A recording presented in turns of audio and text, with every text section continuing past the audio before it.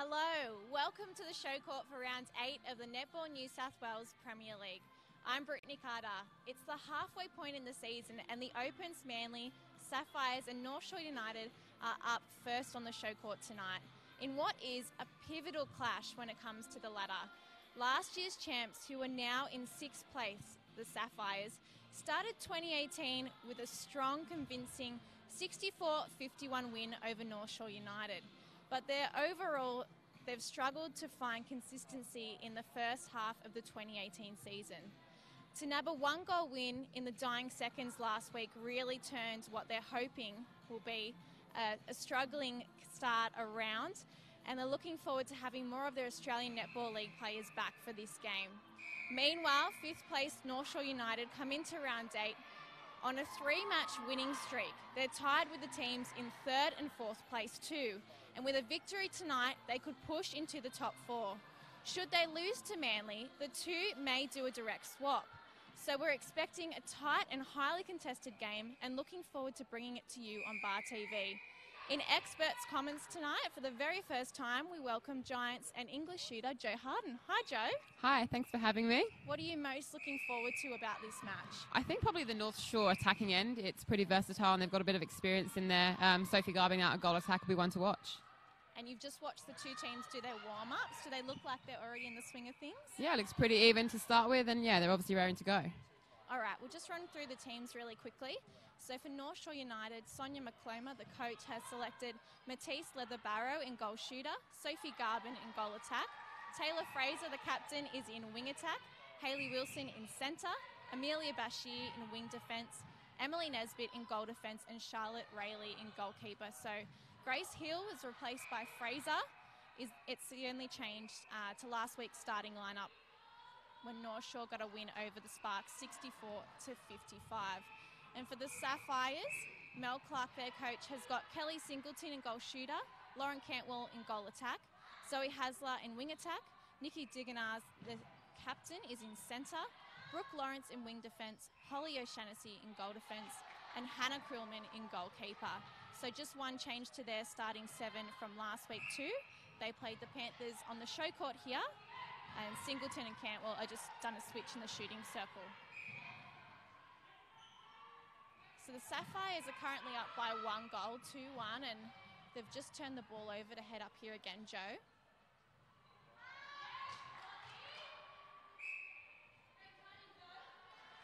Pretty even flow on their attack there. Good turnover and yeah, converting that one.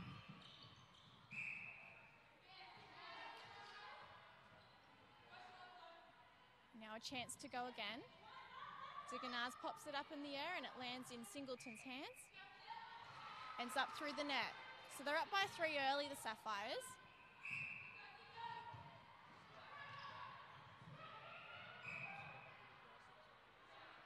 You see Sophie Garbin in the goal attack bib, just heading back into the circle and now popping out to get the feed again. The Swift shooter starting well.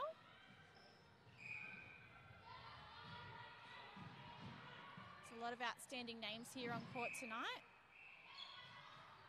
Taylor Fraser in wing attack, currently off screen in the yellow dress for North Shore United, has also played for the Swifts. Oh, and that comes off. Hasler to Singleton. Those are nice surprises, aren't they, Joe? Almost hands too quick for the goal shooter there. Garbin has a strong contest with O'Shaughnessy. Oh. The two North Shore girls have taken each other out. Everyone's okay. I'm sure they'll have a giggle about that after the game.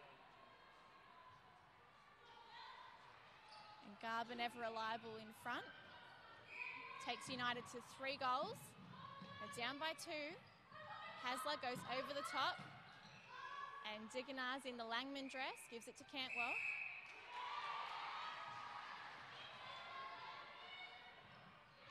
A turnover. This is big for North Shore United. Currently down by 2. If they can convert this, it means it's 1. Garbin, good hands, pulls the ball in. Easy feed to Leather-Barrow. And North Shore will get the penalty. Fair way out, they offload.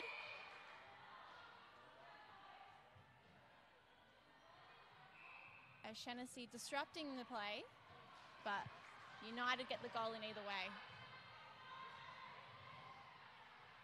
So that was a Manly centre. United doing really well, trying to shift the momentum here, although Diganaz has taken an intercept, forced a turnover, and Manly, although they're heading backwards now, get another opportunity. O'Shaughnessy to Hasler, straight to Singleton. She's got a smile on her face because she knows that was too easy. That was a great first time ball in. Beat the defenders, not looking, easy goal.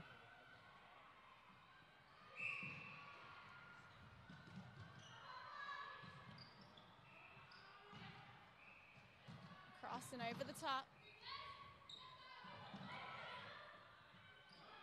The experience of Diganaz, the captain, already being felt here on court. She's the Waratahs A&L captain also this year.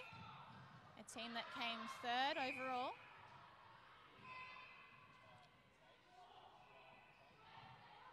Fraser looking for someone. Garbin gives her an option. And they'll go into the pocket now. Wilson straight back to Garbin. It's almost been too easy for the shooters at either end so far, hasn't it, Jo? Yeah, a lot of uncontested ball going into the circle, but I think the shooters been pretty patient on both sides so far, and the attacks have been pretty good at getting it down to the circle edge. They've got pretty strong support for both clubs, sitting either side of the court.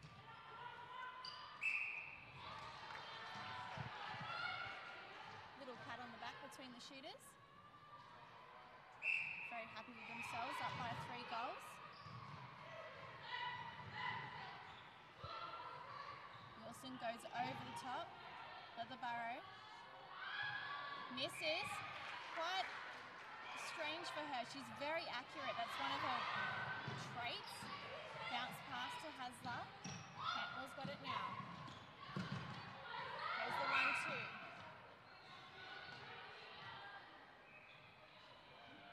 Cantwell giving the ball inside the circle.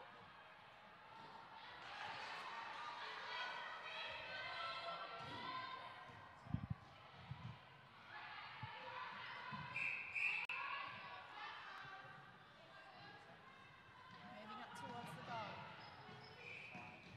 Cantwell offloads to Hasler up the top. This is Diganaz on the edge. And Singleton, nice and easy, finds space at the back. Up by 5 early, Jo. I think it's a sign. The Manly shooting circle, very mobile and able to find the space under the post with ease. Fraser to Leatherbarrow. Nice split stance, getting closer to the post. And this time she gets it right.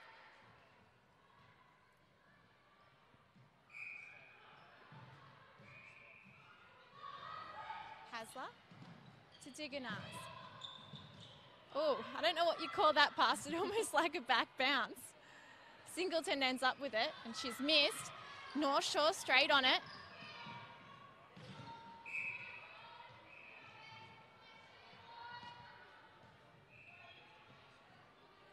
Brayley with the penalty. Bashir to Fraser. Garbin.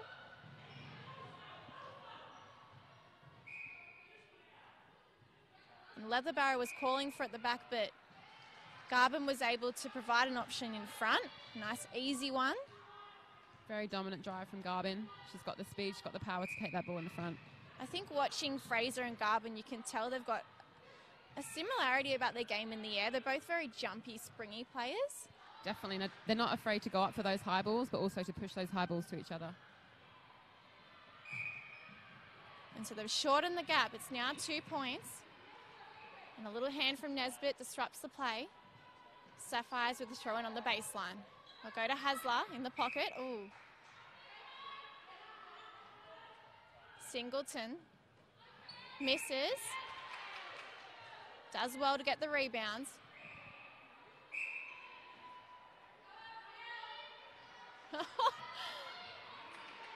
Can't do it. Cantwell has to finish the job. I was going to say third time lucky, but it just wouldn't go in. Finally landed.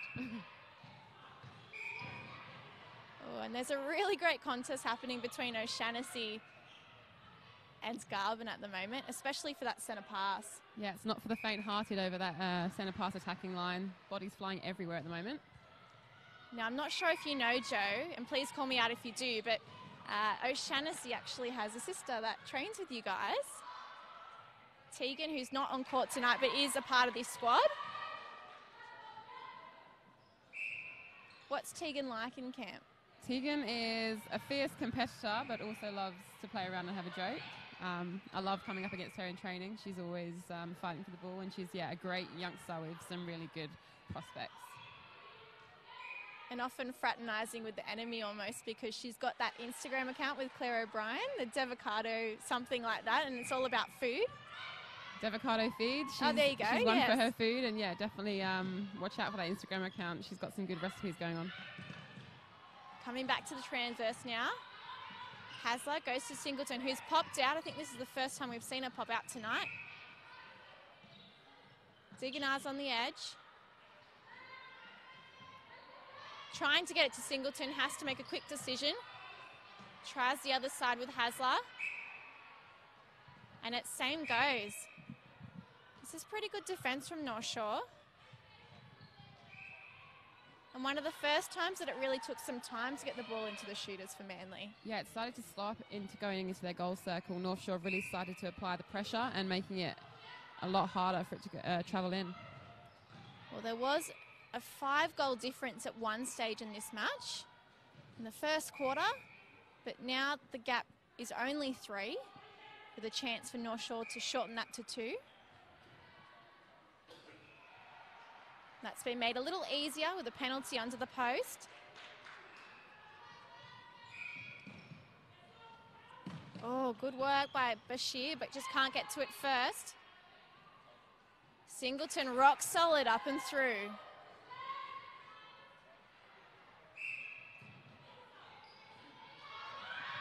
Garvin straight to Leatherbarrow, waiting all on her own.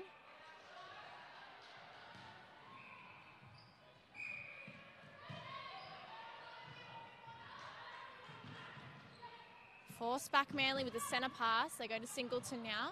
Up and over. Ooh, little hands. Nesbitt.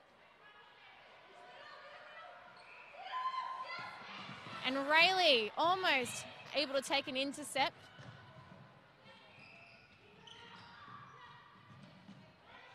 Manly with pressure, trying to get the ball back into Singleton. They get there in the end. And she does the deed. So 15-12, they're up by 3.5 on the clock. There's a breaking call.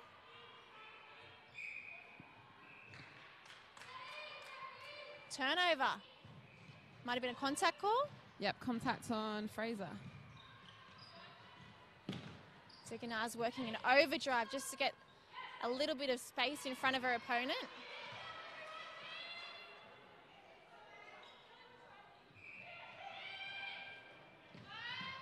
Nesbitt, cross court to Rayleigh. There's great matchups all over the court for this game in round 8.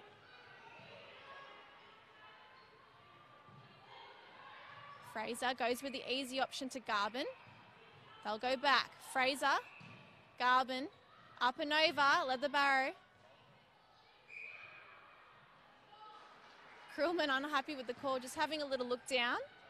Defenders love to do that when they're pulled up, don't they? They always do. Defenders are never in the wrong, as are shooters.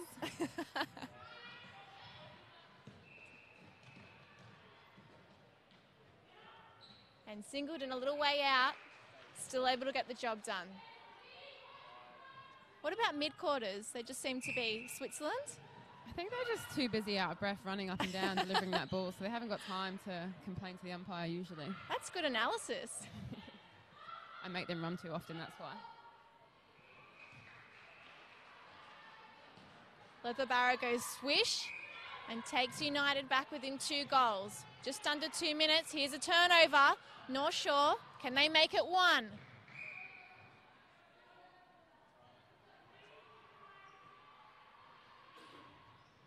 And the young gun's done it.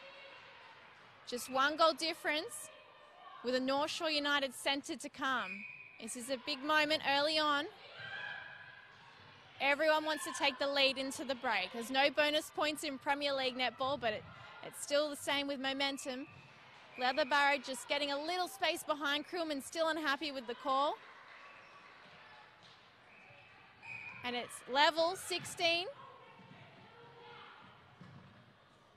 Quick work now from Manly. They need to score. Singleton coming through at the front. Misses. Cantwell's underneath it. Takes them just in front. 45 seconds. Good strong drive. Oh, turnover. Gas from Joe Hardin. And their captain's done it for them. In the pocket now to Singleton on the baseline. Takes them back with that 2-goal buffer. There's support here for Manly tonight. Plenty of young girls in the crowd.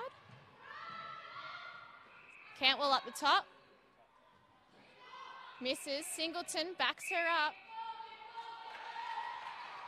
And with 10 seconds on the clock, we'll see Manly possibly, take a 3-goal lead into the break. Little wasted opportunity from North Shore. They probably didn't have enough time to get there, but still would have been nice. It was a tricky one. Do you take the centre pass quick and try and force it in, or do you hold out? Unfortunate. So Sapphires up by 3 at the first break. And there's plenty of people up the back of the court in a function room. Can't see any colours up there, so I'm not sure which club's up there tonight. We'd like to have little functions up there for each club. Nice. Possibly maybe Manly. But yes, what are you thinking about Premier League netball, your first time watching it, Joe? It's fast-paced, it's full of action, just what you like to see when you're watching netball. And yeah, there's some really good teamwork out there. I think a couple of really interesting momentum shifts in that game, and Manly taking the advantage towards the end of the quarter.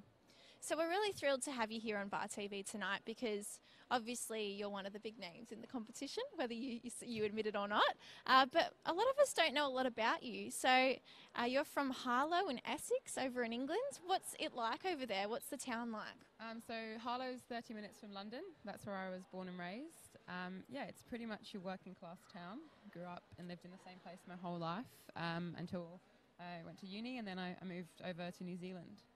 And you went to Loughborough, have I got that right? You've got that. And played for the Lightning there for a good period. I was talking to you off mic before the game started, and they've started to invest in a cricket team in the Kia Super League as well. So they've obviously got a great sport base at that university.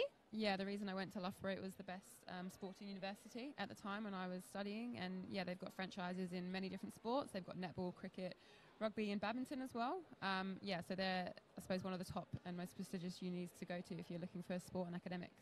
And how far is that from your hometown? It's about 3 hours, about 2.5 hour drive.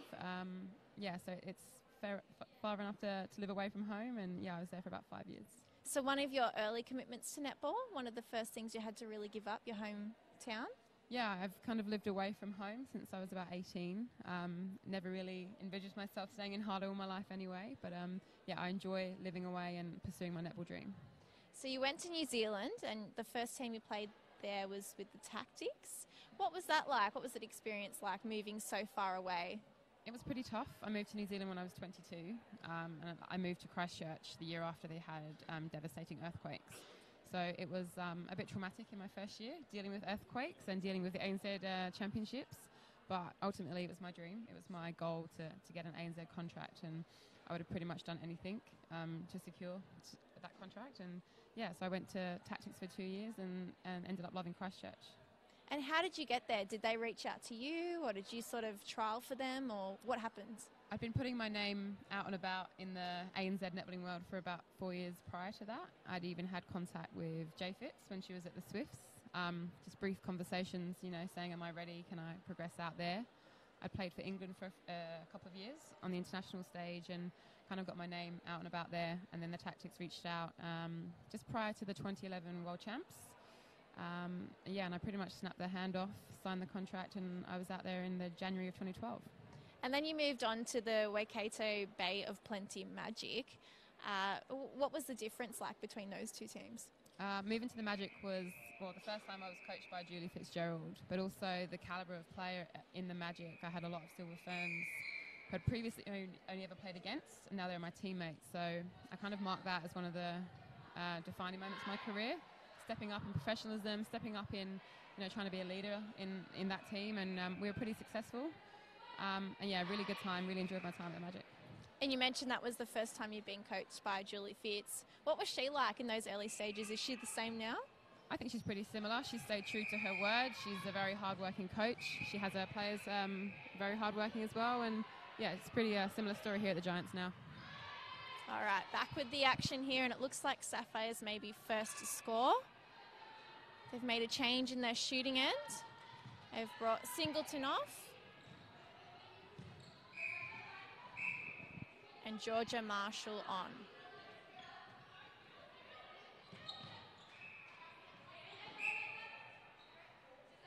They've also made a change up the defender's end. You would have just seen Steph McGugan grabbing the ball and throwing it back to the centre.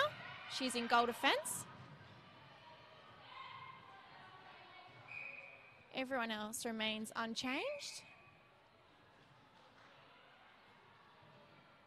As we see Marshall sink her second in this match.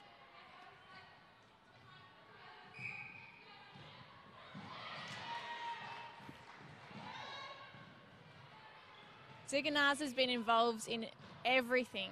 You can really see her experience coming through. Do players like that lift you, Joe?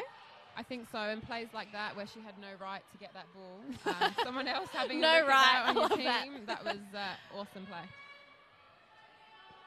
So North Shore remain unchanged from the starting 7.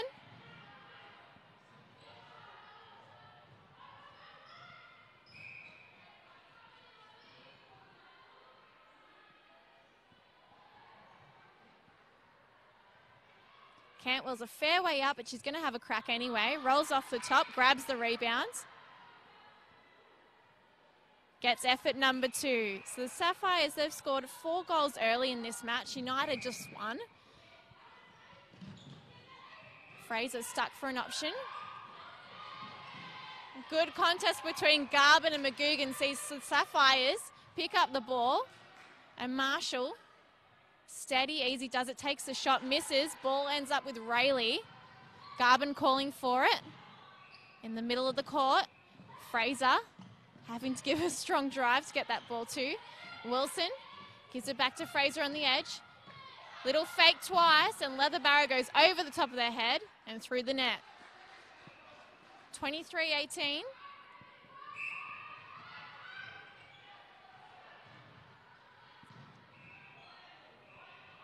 Cantwell, long ball to the pocket.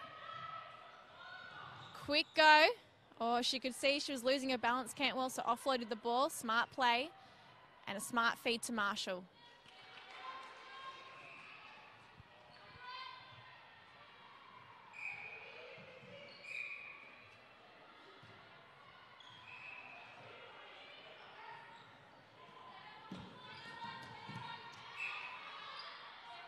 Krillman caught outside, and Garvin will be on her own.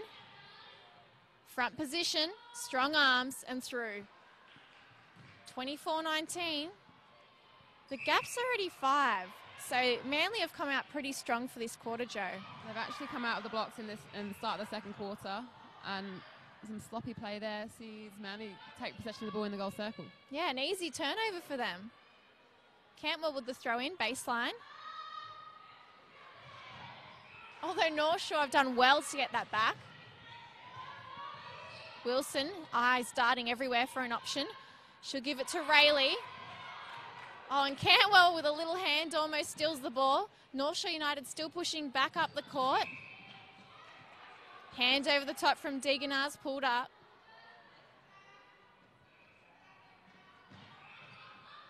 Leather Barrow able to find space behind. We've seen her do that almost every attempt she's had this game. She's definitely got some of that backspace hops going on.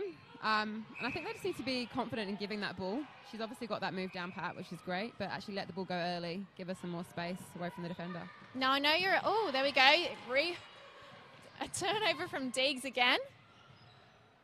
She's everywhere tonight, like a little Energizer bunny.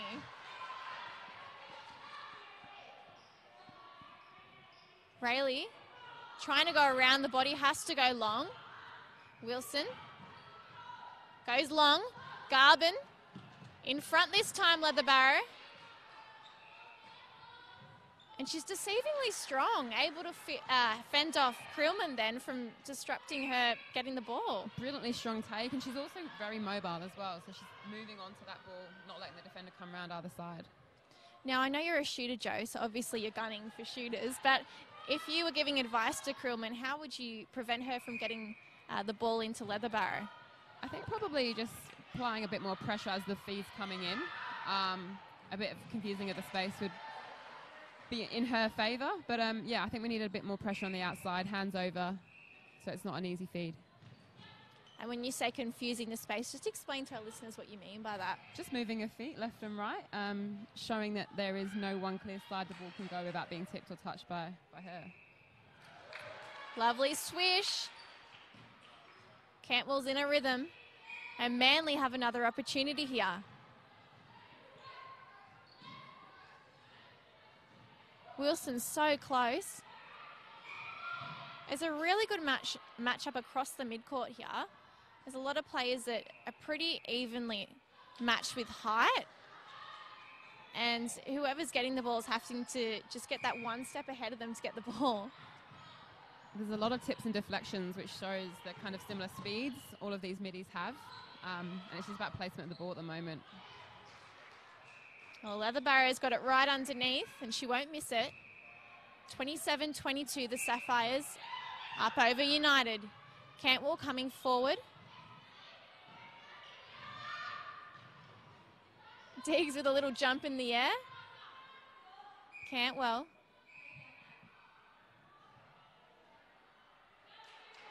One of the shortest players on the side, but still no issues getting into the goal. And we're seeing a change here. Emily Moore coming on in that goal attack position, giving Sophie Garvin a rest.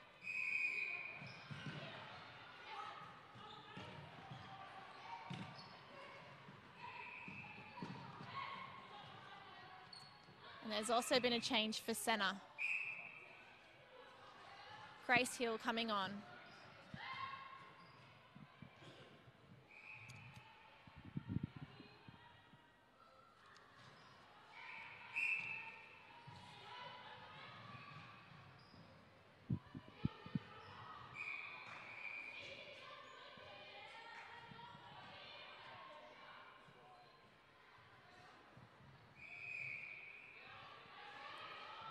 Hasler, lovely feed and vision into Marshall. Just letting the ball go at the precise time that it needed to be let. More no look pass to Fraser. Hill, edge of the circle. Oh, this time Krillman's read it well and she's lost her footing, but it doesn't matter. The ball moves on. Manly, a great turnover. Hasler to Degenars. Quick work. Marshall's outside. And she'll head back in now with the penalty, ready to shoot the goal. So the Sapphires with their biggest lead so far, 7 goals. Joe, how is it, what do players like North Shore United do now when they can see the game is slipping away a little bit from them? I think they need to go back to basics a little bit, making sure that they're getting free one-on-one, uncontested ball. At the moment, a lot of this attacking play has been contested. So a bit of free flow from them, steady it up, and yeah, patience into the circle will be ideal right now. And that's one of the things that are required from the players at the highest level, isn't it? Being able to shift that momentum yourself on court without waiting for the break. Yeah, and I think it's about identifying that momentum as well, because you can get lost in the moment and you're 5-6 goals down. So actually someone identifying that, capitalising on it when they do get the turnover. As we've just seen North Shore do. So in the same space, Fraser and Moore. It's okay though. The ball ends up with Leatherbarrow and she's reliable.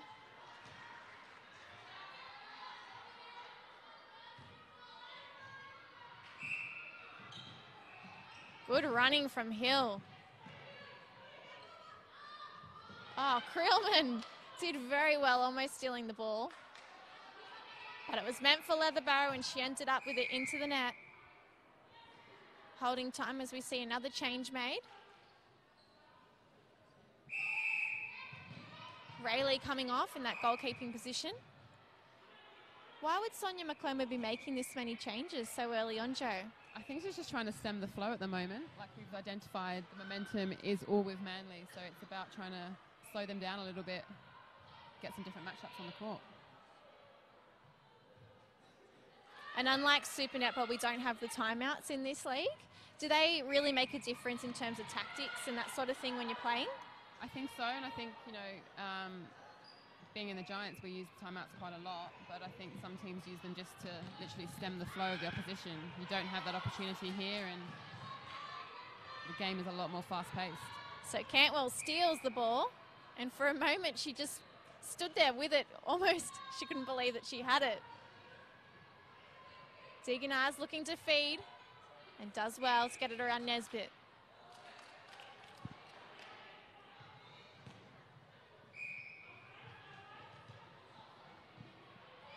Quick work from Manly. In fact, Cantwell just had to stop herself from stepping. Manly with the throw in. Tip from Hill. Fraser's there, backing it up. I'll go cross court, and now up top.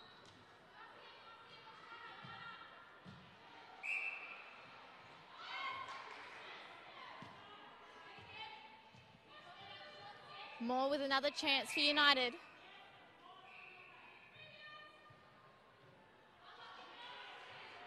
Both defenders out, that's never good. You can't do anything when they're both out. I mean, it's a shooter's dream. Both defenders stood beside you while you're swishing a goal. Oh, tip over from Manly. We've seen lots of tricky little hands getting in the way tonight for both sides. A lot of deflections, and there are a lot of hard contests as well, and I think the umpire's got a lot to look at when she's running down the court because there's a lot going on.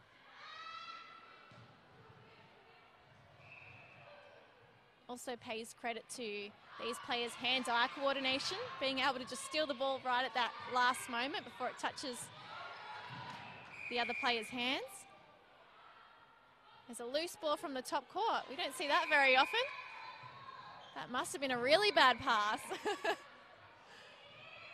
Up and over, Marshall goes running and she's touched it, which means United get the throw in.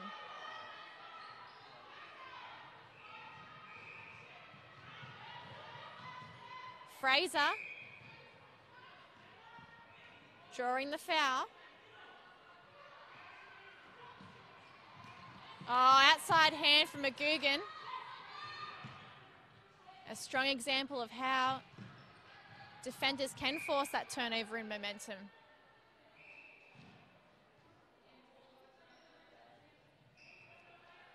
Hasler all on her own and feeds to Cantwell, who also is post Malone at the front. So Manly up by 7 goals at this stage, and with 2.5 left till half time. This is becoming a little too easy for them, Joe. Started bombing that ball into Marshall. She's got a very strong hold under the post there, and yeah, quick goals means they're going to take this game out.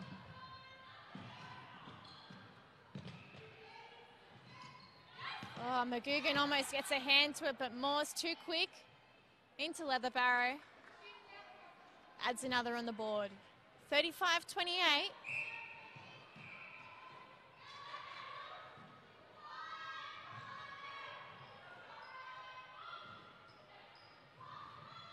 Bounce pass twice.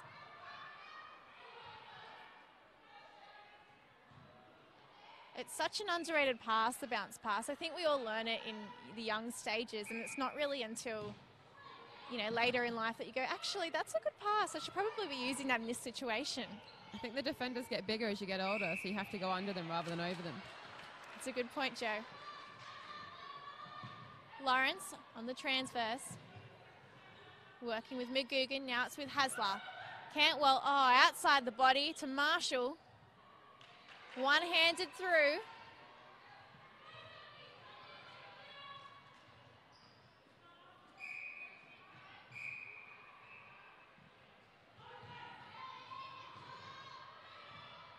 There's a level of intensity about the Sapphires now that is a bit dangerous.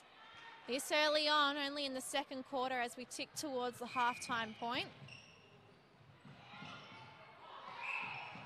Ah. She looked down and she knew straight away. It's always worse when you look down and realise what you've done. Got to try and keep your head up and just carry on. Pretend like nothing's happened. Throw in for United.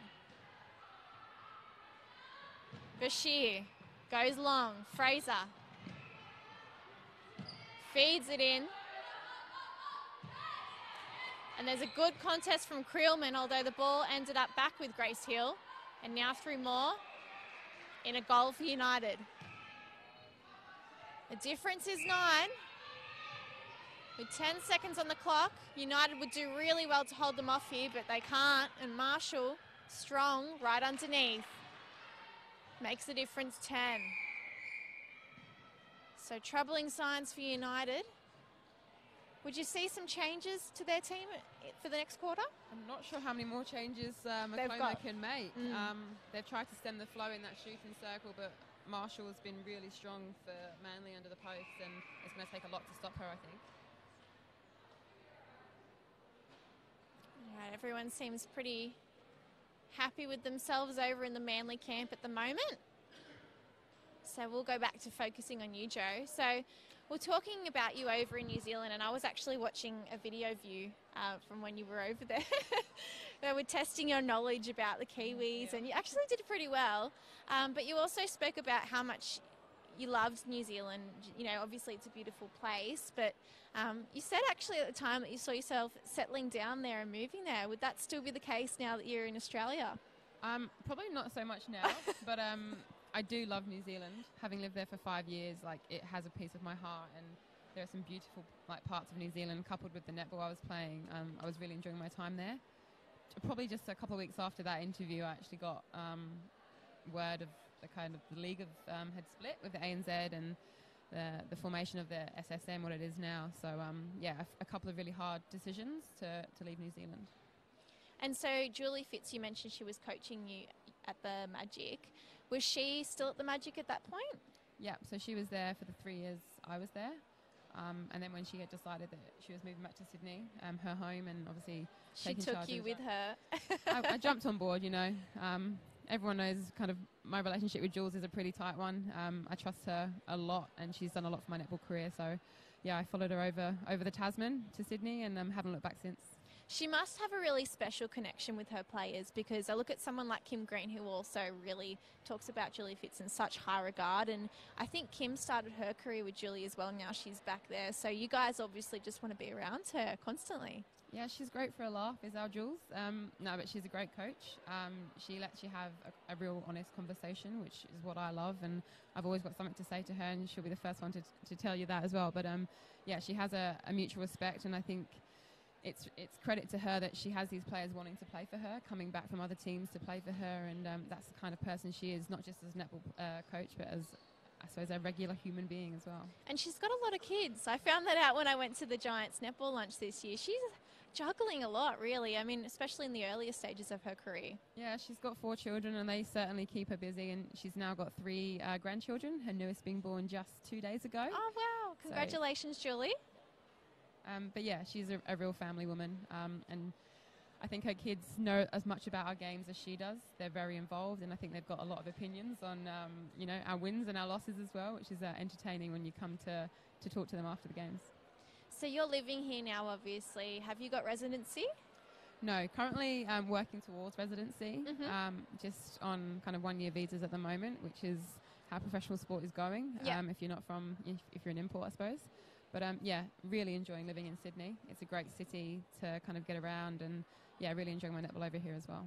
And having spoken to some of the other players for the Premier League stream, a lot of you are living together. Are you living with anyone in particular? Yeah, so we call ourselves the Terror Squad, and that involves myself, Serena Guthrie, Jamie Lee Price, and Christiana Manua. Yeah, it's our 2nd year as the Terror Squad, and we're living, in a nice big netball house. Well, it seems like there's a lot of photos of you guys together, not doing netball things, so you must have a great connection between the 4 of you. Yeah, we try and keep netball just to the court, because otherwise it can consume your whole life. So when we walk at home and get through the front door, it's about having fun and not so much netball, and we like to get out and explore. It's only Chris that is originally from Sydney, so the other three of us have a lot to kind of make up for and go and see and explore. And when it comes to, you know, the cooking, the cleaning, that sort of stuff, is there a definite role for each of you? I'd say the cleaning would be done by Serena. Okay. I chip in from time to time, and the cooking would be done by myself and Serena. The other two are getting better. Jamie Lee, she's on her merry way to trying to learn to cook, but she's got a few obstacles to overcome first. There you go. So she might actually be playing for Australia before she can cook properly. That'd be pretty funny. I'd say she'd take the wing defence bib for Australia before she can boil an egg properly. All right, you heard it here first. Now, just quickly to focus on the Commonwealth Games. So you'd previously won 2 bronze medals, but then you decided to just skip silver altogether and just go for the gold. Yeah, who wants silver when you can have gold, hey? No, the Commonwealth Games was a great experience this year. Having previously won bronze at the Commies and the World Champs, it was always the English team's aim to get to a final of a major tournament. And yeah, that was our main focus going into the Gold Coast, actually just getting to the final and seeing what could happen. We scraped through by 0.001 second to get into that final over Jamaica. And then, yeah, once we were in that final, it was game on for us. We knew we had a massive opportunity, and to take the gold in the fashion that we did, it's really special, and it's something that I'll remember for the rest of my life. I was reading your thoughts in a Player's Voice article, and you were talking about how at halftime you were all saying, you know, when has Australia ever been level at halftime in a final? And that's what really spurred you guys on, because you thought, you know, what have we got to lose here? Yeah, our captain kind of just said to us before the game, like, why not us?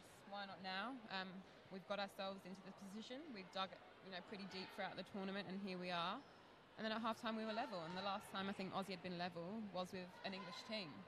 So why couldn't we take it to them in that second half? And I'm proud of the girls and how we fought back. We did go down by, I think, 5 or 6 goals in that second half, but just never giving up. There was only half an hour of netball left to play in the whole tournament, so we gave it everything we had, and luckily we came out on top.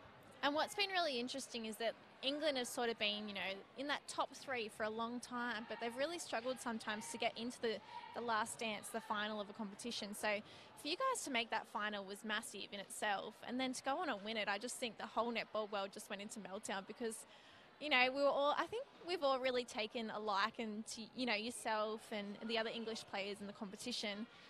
So while it was a disappointment for Aussies, I think we were all really jumping on the back of the story and the fairy tale. You know, we love an underdog here.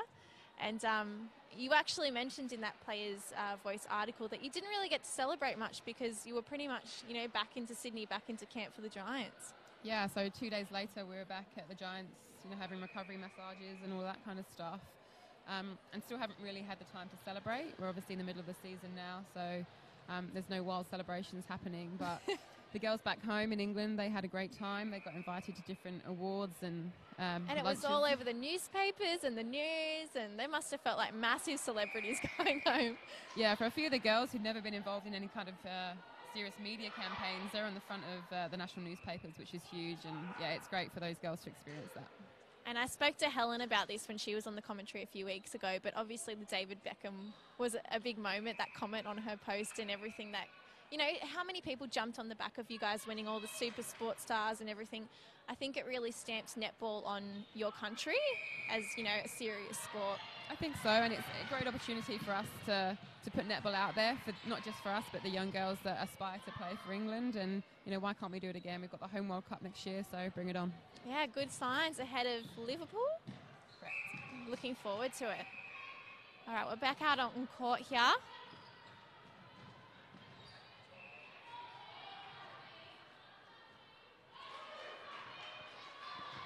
And Manly first to sink. We've seen Georgia Singleton come back on. Pairing up with Marshall. And Cantwell's come off. Or Kelly Singleton, rather. In the goal attack bid.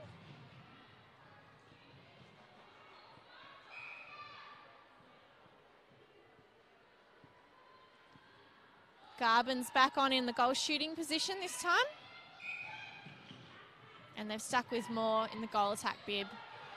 And Friday coming into wing defence for North Shore United. Oh, good turnover. Friday having an impact early.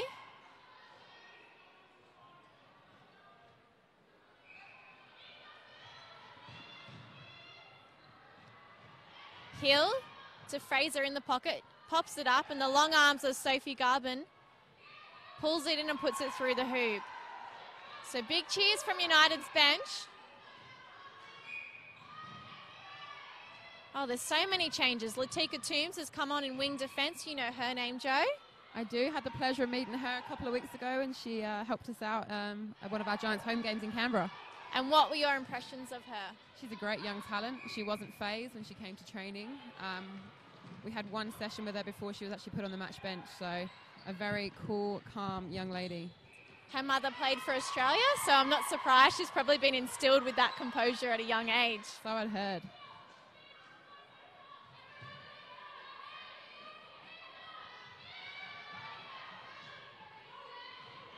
So a lot of yelling being done from both benches. I think they realise it's go time, United.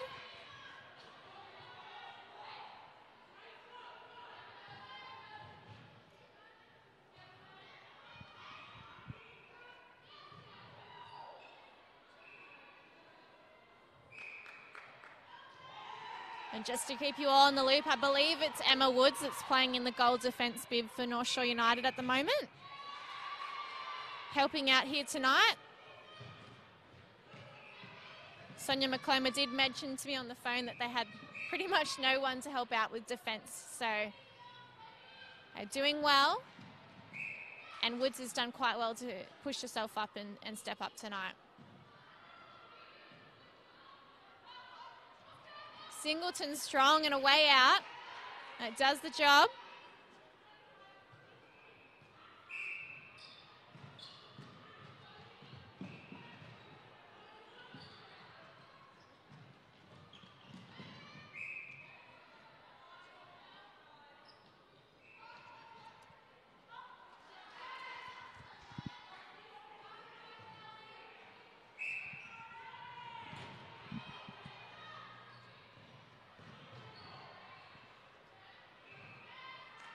So we're even for this quarter so far.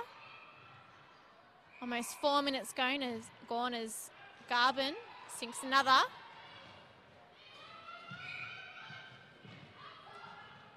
And we've really seen both teams come out fighting, Joe. I mean, as I mentioned, we're level, so we're going goal for goal at the moment. Manly haven't dropped their intensity, and United have really pushed themselves up to be where Manly's standard is. I think so, and I think, North Shore know that it's kind of now or never. They need to get a few quick goals back, and they really have upped their game. So Clayton gives it to Singleton. And Diganaz on the inner channel. Gives it back to Clayton, who pops it up. The ball is stolen. That's fantastic work by United's defence.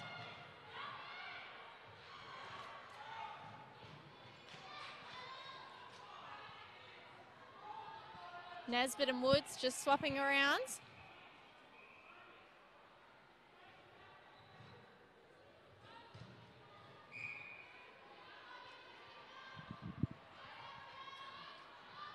Moore behind to Garben, who just checks her feet are inside the court. And gets it. Second time lucky. 43-35, United coming back here. Straight to Creelman. Wrong player. Fast work with the ball now. Some strong passes being thrown across court. Clayton in the air. And a hand from Nesbitt. Stops the ball getting to Marshall, but it pops out the back. Singleton trying to get in front. Ends up with Marshall. And she'll get a penalty shot.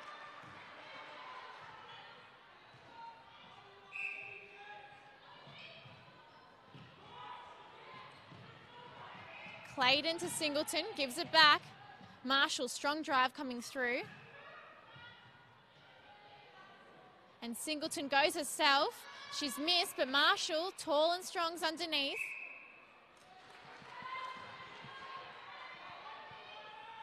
(45-35), the 10-goal difference still there.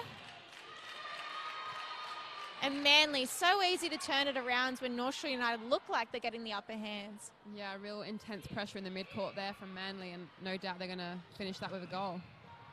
Well, they're 10 goals up, and the pressure here is immense. They haven't taken the foot off the pedal. It's almost like they've responded to anything the North Shore have thrown at them, and they're trying to up the ante again.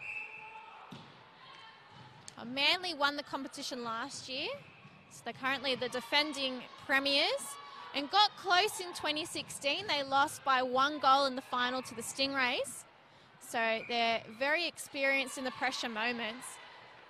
They've only won 3 games so far this year, and that's because their team has been harped by a lot of A&L and representative honours, which is great. It obviously means they've got really good talent in their squad, but it makes it hard to put a consistent performance out here every week. The catch-22, if your players are too talented, they want it elsewhere, but luckily they're back now and they're playing some really good netball.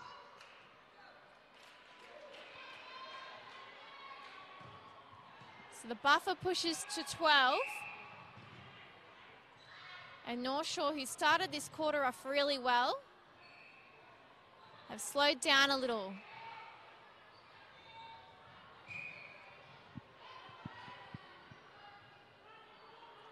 Hill, Garvin calling for it, puts a hand up, says, "I'm here."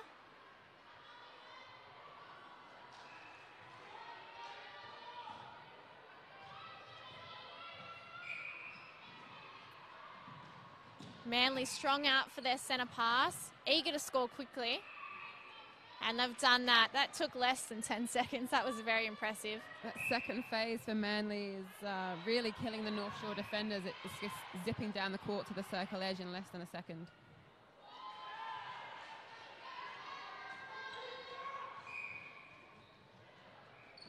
Quick ball outside the outside channel. And we've seen that play numerous times already this quarter, just heading up the outside channel. Everything's really smooth. Nobody's really having to move that far. Not having to go cross-court or anything. It's almost too easy for them at the moment. It's pretty effortless play, and they're releasing the ball in the first second to the circle edge, on the circle edge to G. Marshall under the post. So no hesitation from Manly.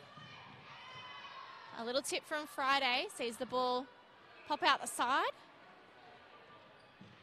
And Diganar's quick on the drive. They go back to McGugan. She finds Diganar's in the pocket and straight to Marshall. Misses. Ball goes out. And United get a throw in. Nice work from young Nesbitt. Woods gets the ball unexpectedly. Hill to Friday, who gets a little shove in the back then. Garvin. Strong. Nice little backward stretch and through. North Shore, can they make it 2 in a row? Quick work now. The difference is back to 10. And Hill has a throw in. Strong ball over the top of the circle.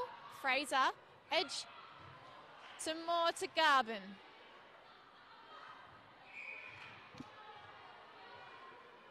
Call goes against Creelman.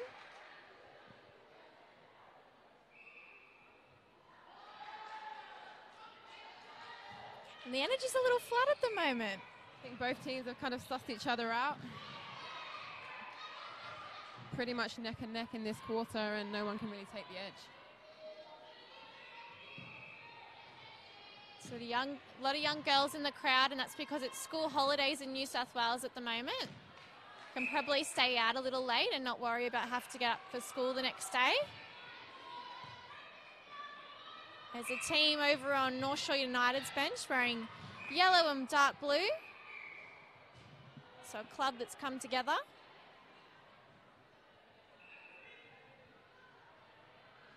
Time not held.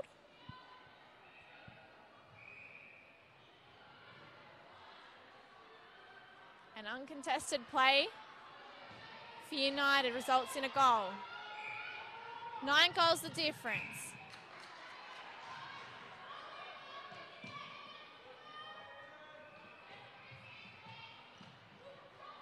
Clayton, asking Diganars to come back. Marshall to Clayton, top of the circle, gives it to Singleton. Oh, Nesbitt on the rebound, eyes only for the ball.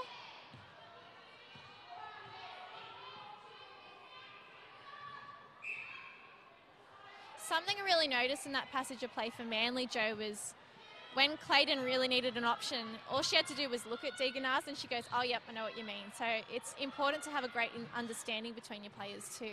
I think so, and I think the connections are really obvious to see. You know, they're backing each other up, they're getting free for each other without having to talk to each other almost, and that's that kind of effortless communication.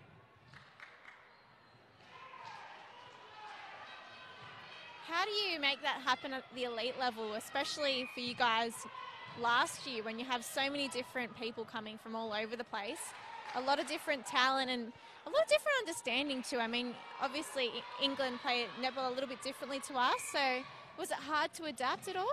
I think the first couple of weeks in training there was a bit of confusion between myself and Serena and the Aussie girls, but you have to work hard. Yeah, that's what training's for. It's about making those mistakes, but ultimately it's about having that trust and working hard off the court as well to build those connections and relationships, I suppose.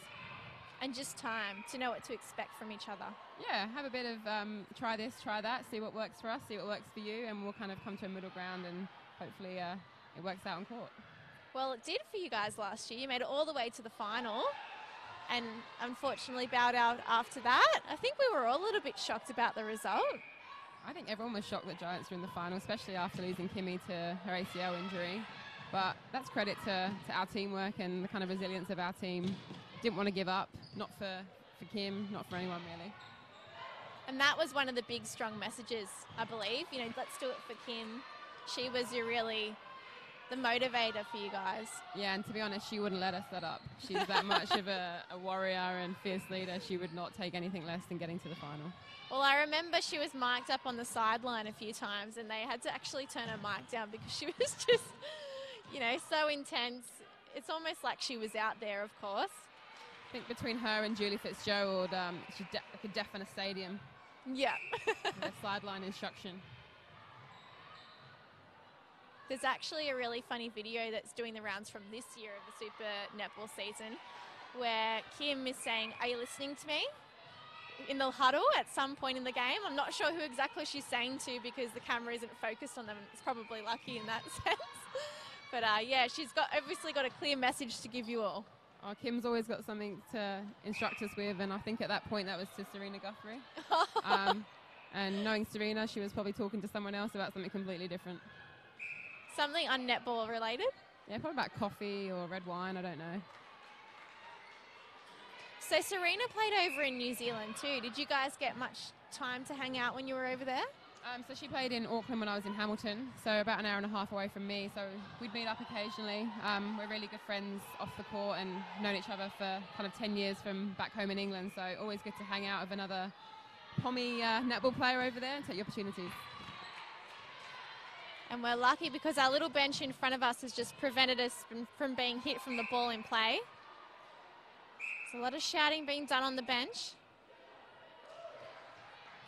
And Manly have held on to that 10-goal buffer they brought from half-time. Long ball, Garvin strong. Coming from behind, then Krillman a little unlucky. But they've broken the 10-goal deadlock and take a 9-goal deficit into three-quarter time United. The Sapphires up 54-45. And it's all right for Manly. They look pretty happy and smiley, but I'm not sure how North Shore are going to do in this break. Yeah, I'm not sure the changes of North Shore actually had much of an impact in that quarter. Very even throughout the court and a bit of a seesaw quarter. So they're going to need to pull out all the stops if they want to win this one. All right, so breakdown for the quarters. It was actually leveling in the third quarter. There you go, 15 apiece. That's really interesting. And Sapphires obviously having a massive second quarter, 20-13. That's a pretty big effort backing up from the first quarter too, 19 and 20. That's a lot of goals in one quarter, Joe. That is a lot of goals, and for 20 goals in your second quarter, when a team has probably worked you out a little bit as well, and they've continue to push on and put 20 on the board is impressive. And, you know, they've done the damage in the first half. And I think for Manly it's about now maintaining. Can they have another solid fourth quarter and take the win? So you studied international relations. What is that? Tell us what What that is is. that?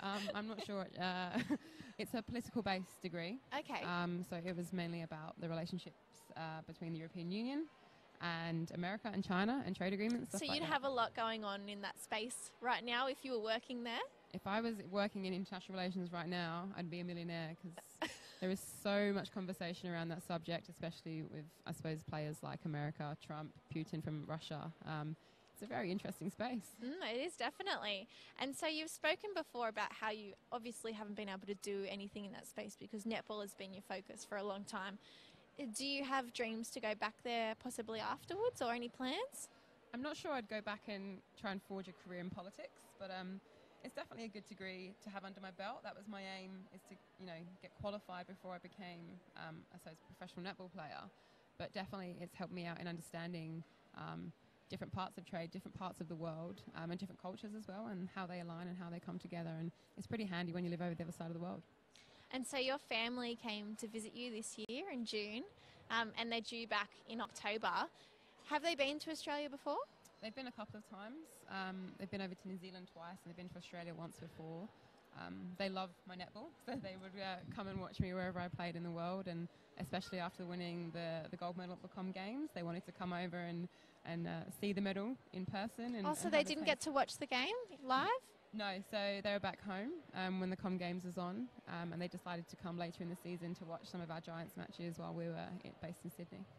And so do they get to watch from back at home? Is there an easy stream, or is it on TV or anything like that? It's not on TV, but they stream it on their iPads online. Unfortunately, it's on at all hours of the AMs for them back in the UK. There's a big time difference. Yeah, so my mum and dad, I think they look at Twitter to see if it's a close game, and if it is, they'll put it on and see how we're doing. But if not, they'll just track it from afar. And what was their favourite part of Australia? Did you just walk around Sydney? Did you take them anywhere special? I took them to all the hot spots in Sydney. We did the Harbour Bridge. We went to a few of the nice beaches for some nice lunch. We took them down south and explored a few of the national parks. They really wanted to see a kangaroo, so I delivered on that front on their second to last day. That wouldn't have been hard. And I was reading also in your Player's Voice article about how there's such a difference in culture from coming from New Zealand to Australia, how you were going to bed at 6 p.m. in New Zealand every night, and then you come over here and there's so much to do, you sort of can't sleep like that. I think that's a lie. I never went to bed at 6 p.m. Anyone that knows me knows I don't really sleep. But yeah, there is so much to do in Sydney. There's so much to explore and see, and it's a great city to live in. All right, so we're back on court here. 9 goals the difference, and we see Manly make a mistake early on. They've been first to score in almost all the quarters so far. So this is an interesting one. If North Shore can score, there might be a big shift in momentum. Garbin's got her hands up early, and she's going to have to come in front of Krillman. She does so. Fraser at the back finds Garbin. Eyes on the ball. Strong to the post. It's a good start from United, Joe. I think it is, and I think it's the way to go. If they want to claw this lead back, they have to go long and early to Garbin. She'll deliver for them. And Nikki Deegs gets another intercept.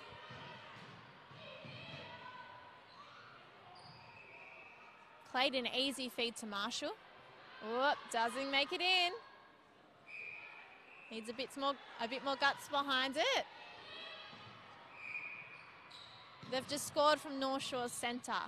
So these are the opportunities that United are missing out on at the moment. If they were able to convert that centre pass, they would have gone 2 in a row, and then who knows from there. Yeah, I think they're getting enough ball on the turnover. They're converting that, but they're not converting their own. So they need to take care of their centre pass, do a little bit more work to make sure they're free and available. And we see McGugan with the intercept.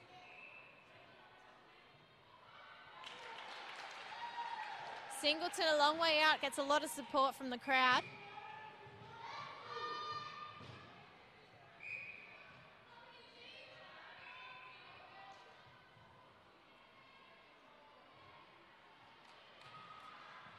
So after United have scored first in this final quarter, The Sapphires have put on 4 easy goals, and Creelman, right now, it's easy picking. Just waits in front. Garbin doing well on the counter defence.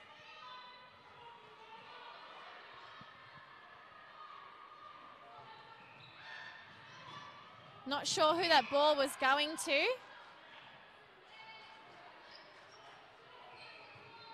I think you'll find that was an over the third call.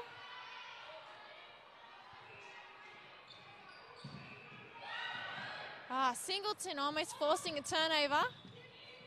Hill bounces to Moore. Receives it back, gives it to Garbin, popping out the top of the circle.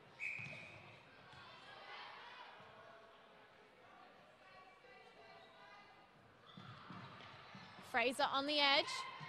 Into Garbin, two-handed grab. Nice and steady with the balance.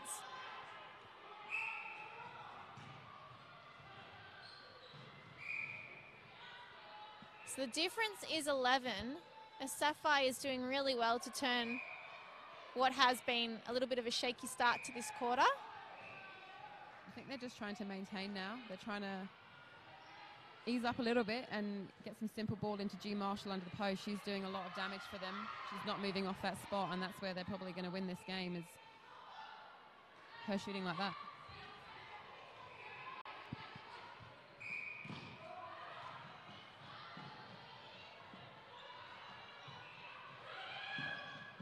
Oh. Throw in for Manly. Creelman, strong pass, Degenaz. Lawrence. Singleton goes cross court to McGugan. Clayton to Singleton, up and over. Marshall with a strong wrist pulls the ball in. We've mentioned this intensity about Manly before, but they're just so eager.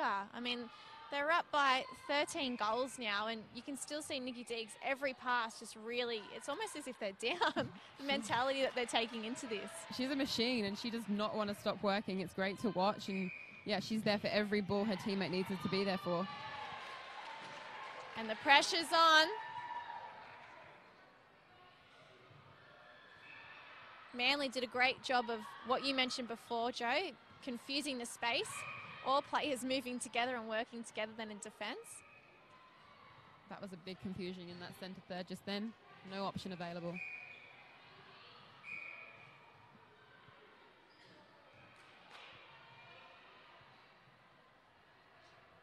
Singleton takes it to the post, misses. Nesbitt straight on the crumbs. Woods to Friday. Has to go back. Moving up the outside channel into the middle. Fraser to Moore. Woods back to Fraser.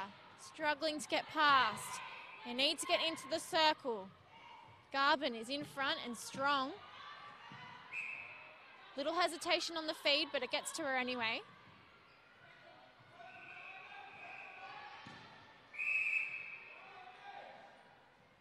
There's going to be a change. Leatherbarrow coming back on. We're seeing Sarah Caulfield in goal attack for the first time tonight.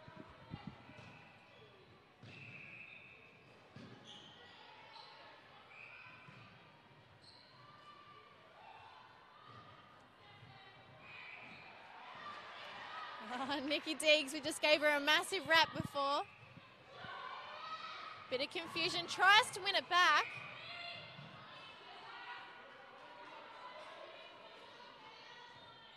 Clayton pulled up, has to give the ball to United. Friday to Fraser. Heading back to Woods. Oh, Lawrence coming through.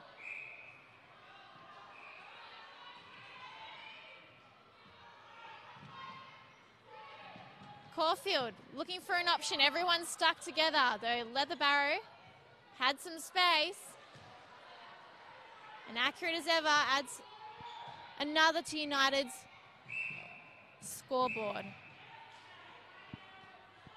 An arm from Lawrence has been pulled up. Woods with the penalty.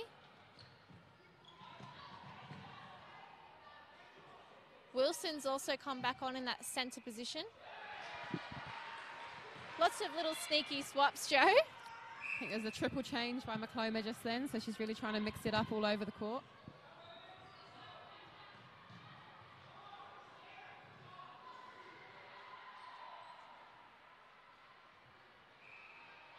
Marshall's ball just rolls through the hoop. I think that's a great sign of a thinking coach though, right? Because if something's not working, why sit there and let a sinking ship just keep going down?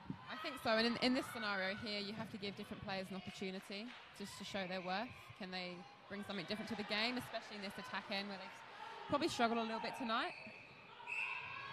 And what do you mean by that they've struggled in the attack tonight? I think they just haven't had the connections quite there. A few passes have been probably under powered through to the shooters, and I think the different combinations in the shooting circle, they have the potential to be really lethal, but haven't quite maximised on that tonight. Oh, you mentioned an opportunity for some other players. Caulfield just sunk a really good goal, and she doesn't get another chance here because McGugan spoils the party. Manly pushing up inside this inside channel. Singleton all alone. Space. Easy shot. Lovely goal. The Sapphires are at 64. We've still got just under 7 minutes in this game. It's been a pretty high scoring one, 64-51. That's a lot of goals. It is, and it's been up and down a little bit in the mid-third as well. So that means the centres, wing Ds, wing As, they've been doing a lot of running tonight.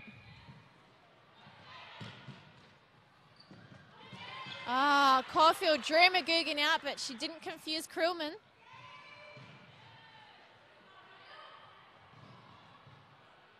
Marshall running backwards.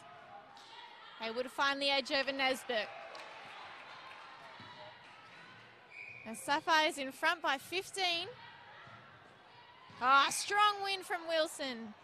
Called, unfortunately called.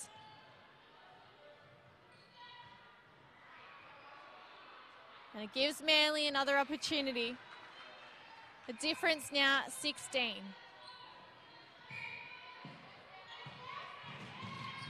Strong contest between McGugan and Caulfield. Playing on, plays a little bit confused. Fraser to Caulfield, goes over the top. Wilson, strong, pulling the ball in. And now Caulfield, decides last minute to offload. Leatherbarrow finishing the job.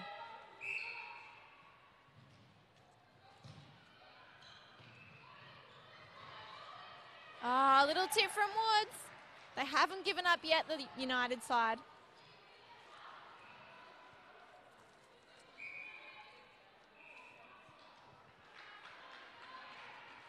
It's pretty quiet from the Manly side now too. It's almost like they don't want to clap them because they're so far ahead. Great grab from Fraser into Leatherbarrow. Beautiful. There's glimpses of brilliance in the United side. There's still something there. They haven't given up, and it's credit to them. They're still winning ball back in defence, and they're still trying to attack down the court nice and quickly. It's just not always happening for them, and that'll be a work on from this week. I think getting that connection from the mid-third into their attacking end, getting that flow up and trying to score goals a bit quicker.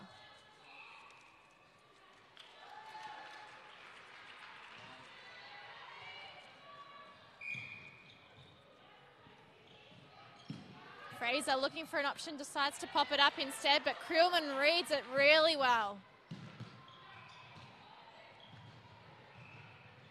Clayton comes back, McGugan to Lawrence. Marshall drives forward. Over the side now in the pocket. Straight into Singleton, straight through the hoop. Have hit the 70 mark. Not many teams have done that so far this season. And we've still got just under 4 minutes to play. Marshall recovers.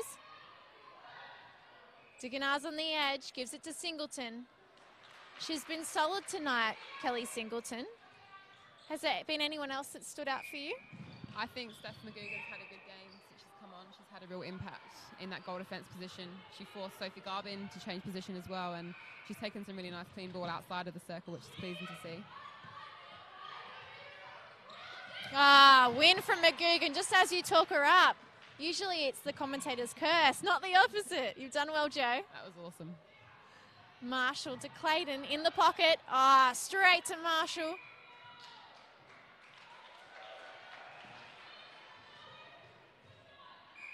The Manly players for the under-20s just making their way to the court from the back of the stands. They'll be up next here at 8:40 on Bar TV. Marshall pretty easy and comfortable underneath.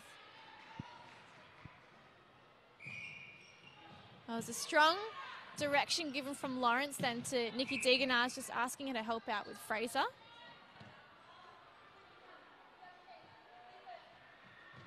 And a little tip from the captain. Wilson reading the ball. Asking players to come forward. Caulfield now. Fraser in the pocket. Into Caulfield. Offloads. Would have been tempted to just let Caulfield do her thing then. She offloaded. I think, you know, it's one of those ones, do you want to make sure of the goal and be certain about it, or do you want to try and get a little bit closer to the post? That's the age-old question for every shooter. Is it difficult sometimes to go, I'm about to shoot a goal, okay, I'll offload instead? Well, when the other shooter puts a hand up at the last second, it's a little distraction. Do you want to give it to that person? Do you need to pass it? Usually the answer is no, and the defender gets involved, but back yourself, I say, if you're a shooter, put it up from everywhere, and more likely than not, it's going to go in.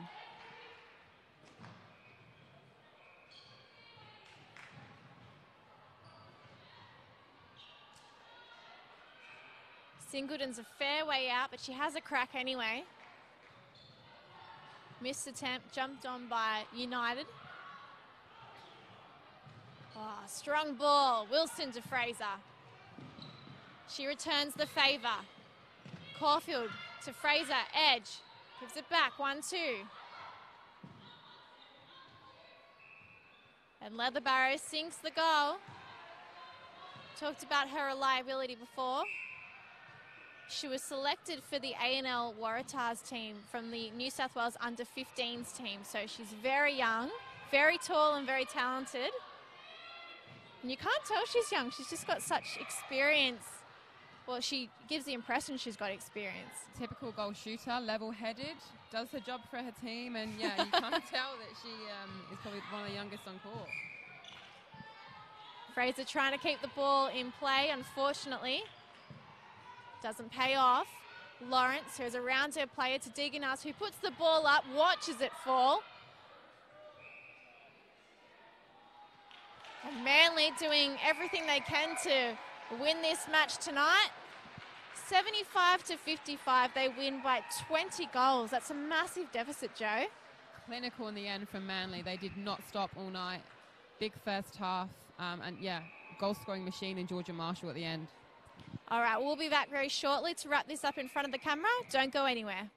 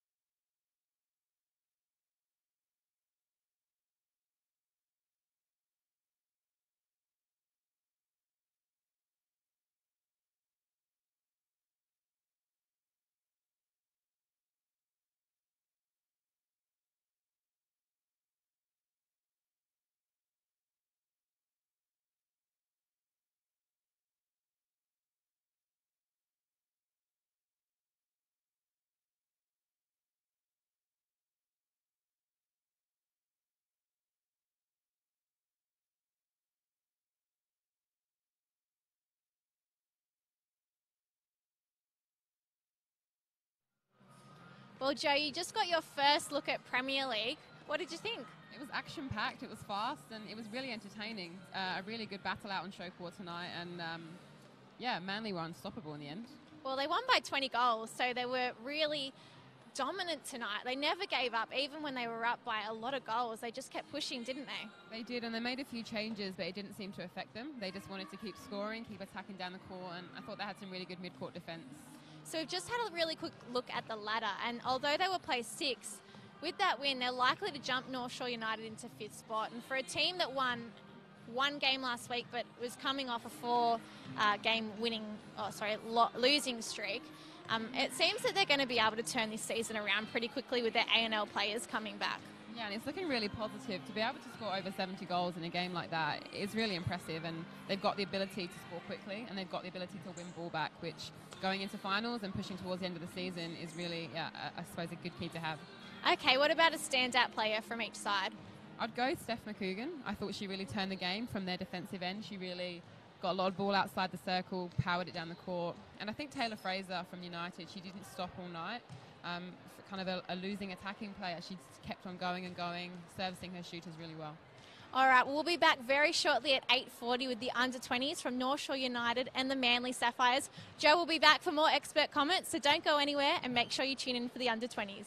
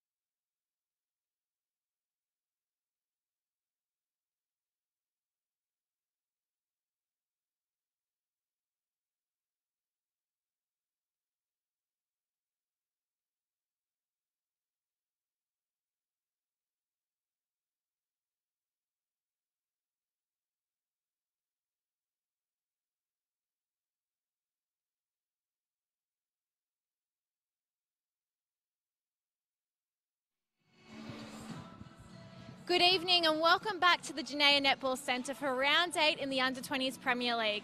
I'm Brittany Carter. Right now we sit at the halfway point in the 2018 season, a crucial time where teams who are just starting to find form need to push through and make a challenge for a final spot. And perhaps for others who've had some early success and see themselves towards the top end of the ladder to continue their dominance and stamp their ability as real contenders. You'll get the best of both these scenarios here on Bar TV tonight, with first place undefeated North Shore United keen to stay that way as they march towards the back end of winter. And the Manly Sapphires in 7th spot, hoping to take some strong confidence from their 12-goal win over the Panthers into this important clash. North Shore got the upper hand in the very first round over Manly, but the difference was just 3 goals. And after United recorded their first draw last week against the Sparks, 53 apiece, Manly know that they can beat them if they show they are good enough tonight.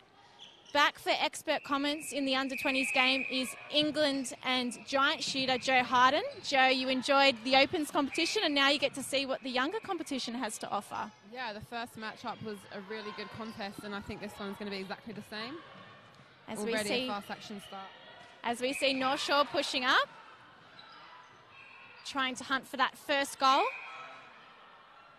We'll just quickly run through the teams as we see Nat Sliger take a shot and Manly take the rebounds.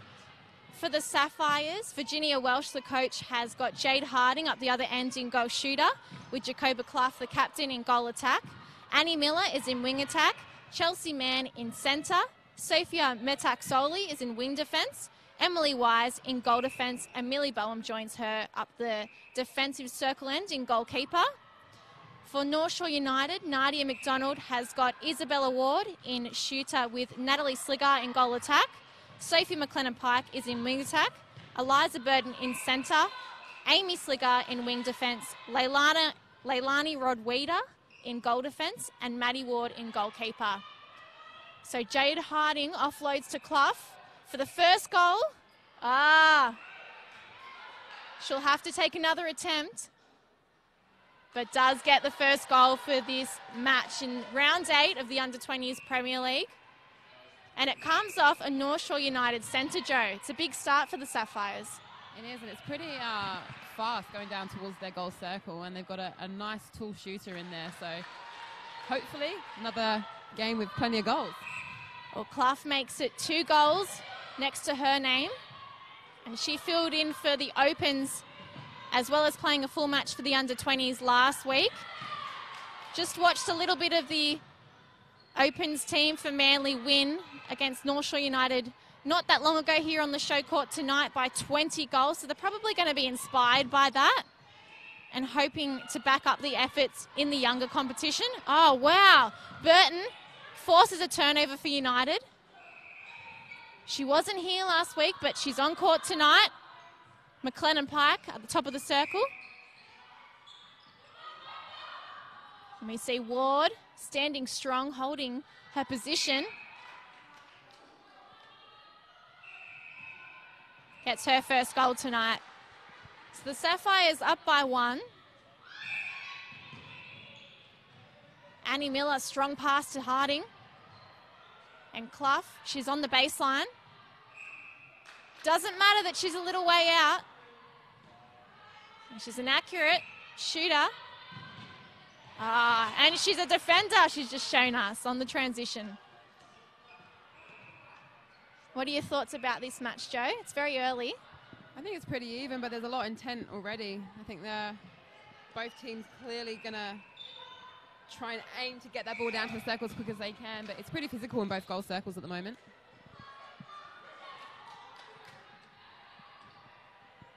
So Sliger finishes United's effort. And I don't know if you noticed, Joe, but you might have heard some repeated names when I was reading out the lineup, and that's because there's 2 sets of sisters in this United squad that have all started here on the court tonight. So it's pretty interesting. Awesome, family clubs. Yeah, like there you go. Talent in their DNA.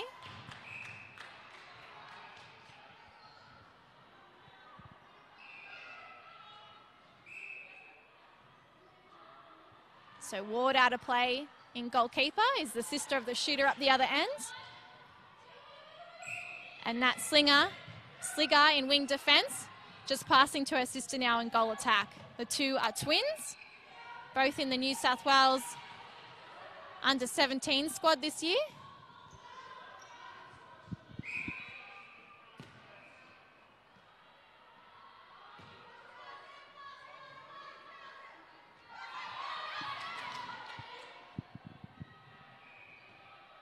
Lovely work from Ward.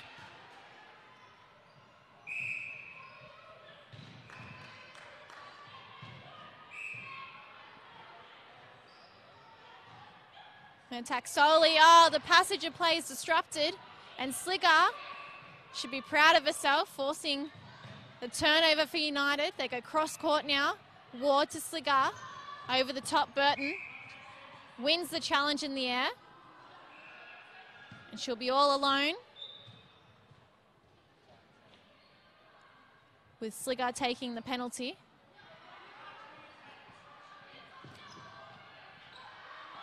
Easy feed between the two. Strong and in front, Ward. Has a very lofty shot, doesn't she? There's not much behind it. It sort of just sails in. It looks very smooth, though. Effortless as it leaves a hand. Ah, good win from Annie Miller, but she's offside. And so United just in front of the transverse line. Top of the circle now. Oh, into Ward. Millie Bowen with a tip.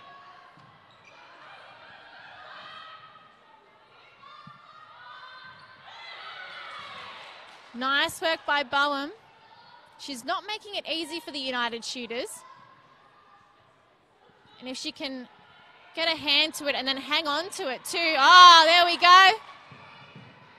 Lovely work from M. Wise. In the pocket. Harding with the shot.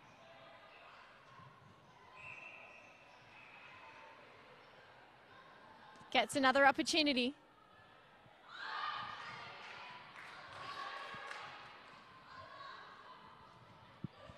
So this is unlike Manly. These two shooters in Clough and Harding are very accurate. And we saw Clough actually miss one of her first attempts in the first quarter. Although that one does sail through. A lovely swish from Harding.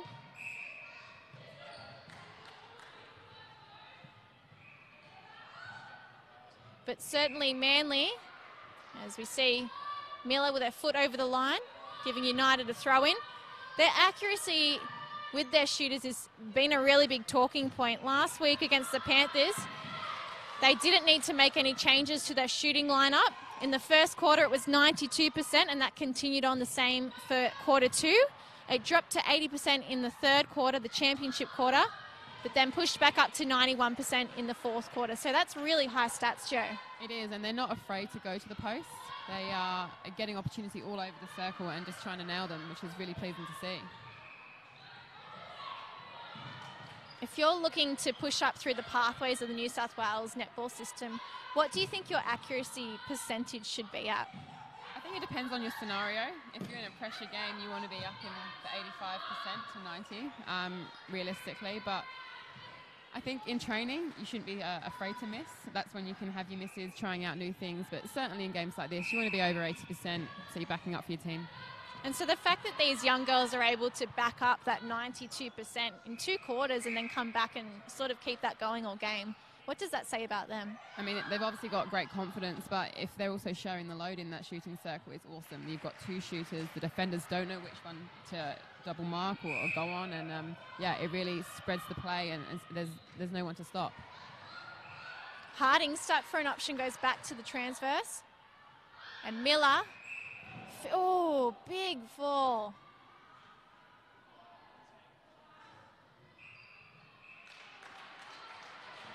Rowita okay, although that was not a nice sound, was it? Crack on the ground. Very willing contest down there in that goal circle. Up and over, McLennan Pike in the pocket. She decides to go back. Slicker calling for it. Thought she had the edge. The ball trickles out the baseline.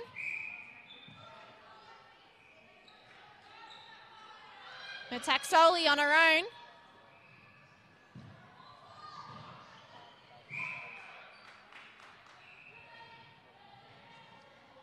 Miller trying to give it to Mann. She was stuck behind. And now in the pocket. Miller looking to feed. Harding, not without contest, is a long way out. And a lovely shot. She has a style that sort of skims the top of the hoop and then uses the back side of the hoop to pop through. Looks like a very flexible elbow as well. Quite unorthodox in the shot. Lovely win by Rodwida. The ball ends up back. Oh, there we go. Throw in, United. Slicker going around the body of the player to her sister. Good understanding between the two twins. Surely they're telepathic. Has to be.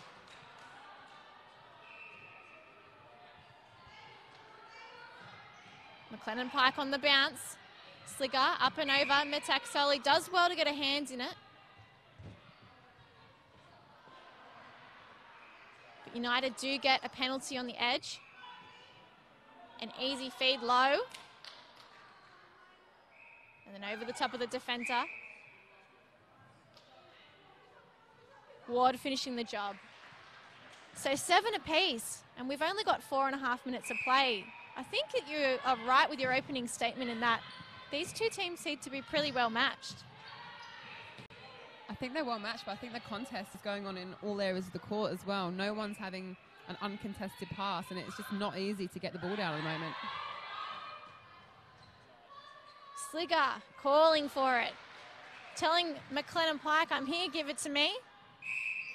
What might blow your mind, Joe, is that North Shore are currently undefeated. They haven't lost a game.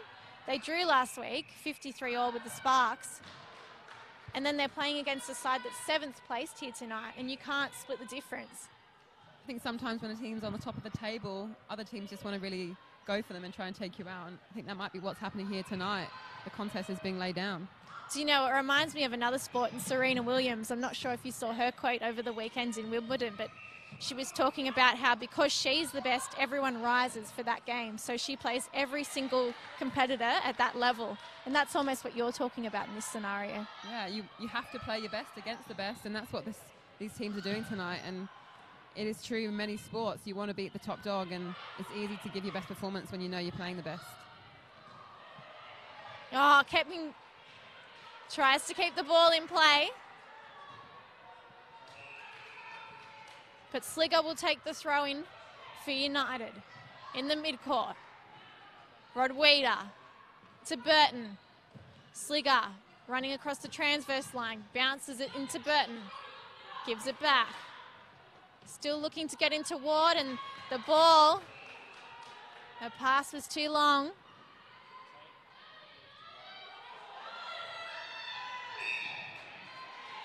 Nice pressure from United trying to turn around the mistake they made. Good attacking defence there. Everyone was on their player really quickly, and it's resulting ball under the post and a goal. So United have all of a sudden take a 2-goal lead with 2 minutes 20 on the clock. Slicker up top, feeds to Ward, who's strong despite the contest.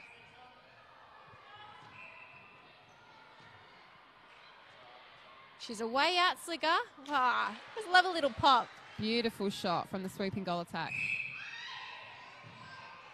Miller straight out for the centre pass. She's a pocket rocket. In the pocket now. Harding, no look past to Clough. Ward did get a hand, but it didn't stop. There we go. I'm going to make a change.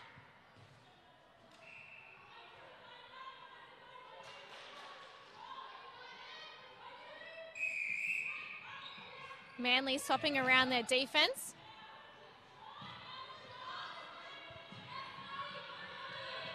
A lot of talk being done from Manly's bench. And Ward's touched it too, so it'll be a Manly throw-in. Boehm into Melville.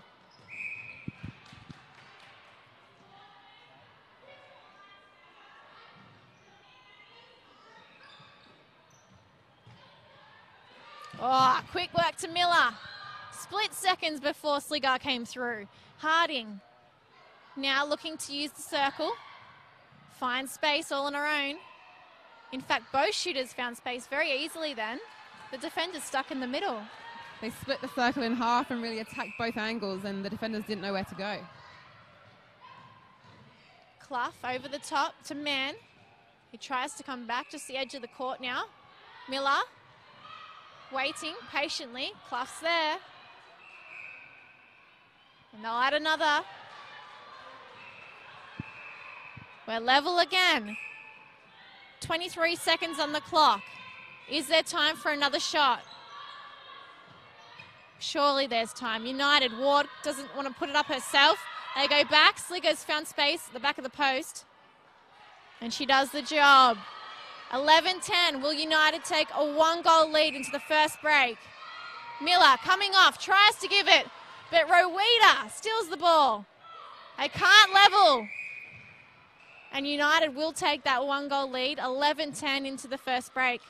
There's a lot of intensity about that first quarter, Joe. That was ferocious from both teams. A little bit up and down in the middle, but Manly applying the pressure early, but United came home strong. Who stood out for you so far? I think both goal attacks are doing a shed load of work out the front. I think United have got a nice system where they've got obviously the holding shooter and the sweeping goal attack, and their middies, especially Burton, is firing some great ball in from the circle edge. All right, and what about the defence? There's been little tips here and there, but the shooters have been pretty strong too. Yeah, I do think it's been an attacking game, but I think the attacking defenders for United have really set the pace and set the tone for their team. They've turned over a couple of easy balls down here, but won it straight back, and that's what you want in your shooters and your wing attacks. Now, I briefly mentioned another sport earlier in tennis. You're laughing because you can just see the article I pulled out. Help, I'm turning into an Aussie. What do you mean, Joe? What do you mean by that? Well, I'm born and raised in Essex, which is 30 minutes from London, and if you're listening to this now, you probably think I'm born and raised in Sydney or something like that. Like, I've lost my way with my accent, unfortunately. People say that you do lose it quite quickly, though. And, I mean, you've been here 2 years. Did you sound like the Kiwis when you were living over there? Was it 6 or 5 years that you spent in New Zealand? 5 years in New Zealand, and I started to pick up that twang an awful lot as well. So I'm obviously very comfortable in my surroundings, and I don't mind picking up from whoever I'm speaking to. And you're also a bit of an AFL fan, Aussie Rules. Now, you confess in this article for the Player's Voice that you were a Swannies fan and a Buddy Franklin fan, but shame on you because you've swapped so quickly. No, you have to go for the Giants being part of that franchise, don't you? I think because you've got that mentality about the club.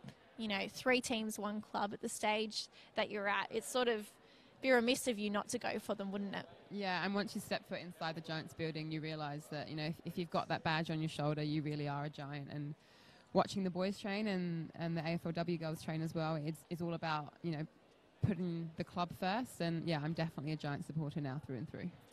Something I also want to talk to you about, and obviously this was a massive talking point after the Commonwealth Games, is the influence a competition like Super Netball is having on the world stage, and some of the comments that were made by Liz Ellis and also by Lisa Alexander about high performance systems working for other countries. What was that like, hearing that news? Was it hard to take, or was it fine because, you know, you had the gold medal around your neck and it doesn't matter at the end of the day? Yeah, I listened to those comments, but, you know, I took them with a pinch of salt because a lot of comments are thrown around, you know, when you're the favourites and you lose. But like I've said before, like, it works both ways. English imports in particular have had a really big advantage in terms of playing against, you know, the Australian New Zealand players in the ANZ and the Suncourt competitions, but they've also been able to see the top English players week in, week out and play on us as well. So I think it's pretty even. You know, if you can see your opponent in a club scenario, if you're from England or Australia, it doesn't matter because you've got that equal footage. And, obviously there are a lot of imports in the SSN at the moment. But I think it makes for good world netball, and I think it's boring if it's just two countries competing all the time. The other perspective that you bring to this, and I've heard from someone else too, is that obviously you had to be at a level to make the England team. So, you know, it's not entirely up to Super Netball. That is one aspect of it. But, you know, your high-performance systems and your coaching systems in England obviously got you there too, because we saw you come out and have a massive year. I mean, in the quad series as well. So I don't think you can credit it all to Super Netball. No, and I wanted to win a gold medal for England when I was 6 years old. So I never even heard The of dream. Australia by then. Yeah. So, yeah, let's not credit all to the Aussies and Kiwis. The England girls and our high-performance system have done a bit of work as well. And just quickly, I think you talked about the Super Netball aspect in a different light in this article, because you said for so long you'd come up against an Australian team and you'd say, oh my goodness, you know, there's Sherelle McMahon at the ends of the court and I'm playing against someone I've idolised for such a long time. And over time playing here, that sort of broke down. So it's almost levelling the playing field, isn't it, a little bit? I think so, and obviously there are a lot of superstars in Australian netball, but when you're teammates with them, it kind of breaks down those barriers, and it's easy to get on the other end of the court and fight against them when you know they're just humans as well. They're just the same as you. They've been training the same as you, and it isn't an even playing field. All right, so we've seen the Sapphires score first off a United centre. This is a strong start for them in the second quarter. Hardin going around the body now, but Robuita putting her all into this contest.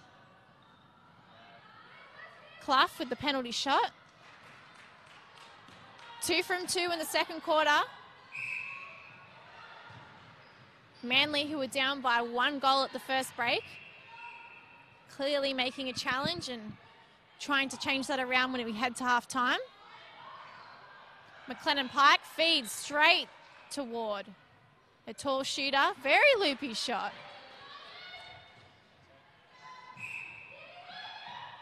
Man, back to Metak Soli. Draws the foul.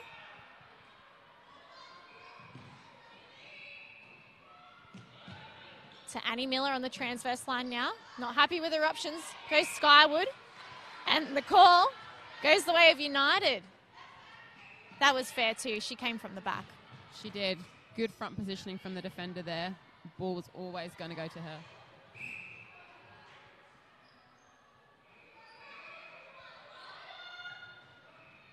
Burton, quick work with Sligger. Disrupted. Millie Boehm. Straight for the intercept. They're pushing up very quickly now, Manly. Around the body. Harding, top of the circle, goes back. It ends up with Clough. And she's a little way out in front, but there's no worries about it at all. They're up by 1, Manly. 13-12. Melville with the intercept. Off the centre pass, but Sligger able to turn it around within seconds. In the mid-court now, United just coming back and forth. Ward all on her own at the back.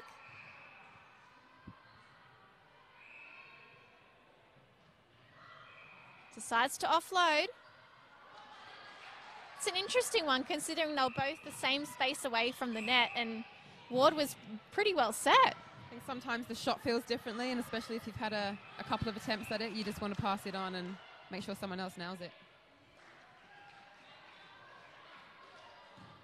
Bit of a flat reception for the Manly goal. There's plenty of people here supporting them. Maybe it's early days. We'll see them ramp up as we get towards the end. Oh, and Ward just takes a bump as she tries to put the shot through. Oh.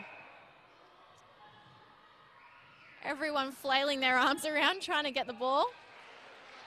We're level again.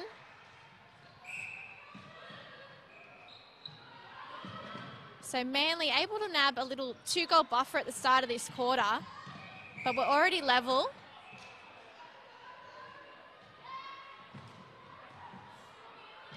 Strong contest there. Sligger seems okay.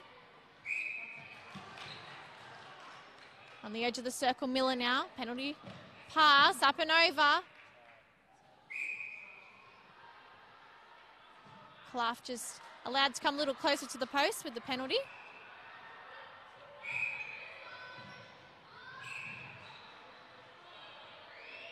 United looking to level.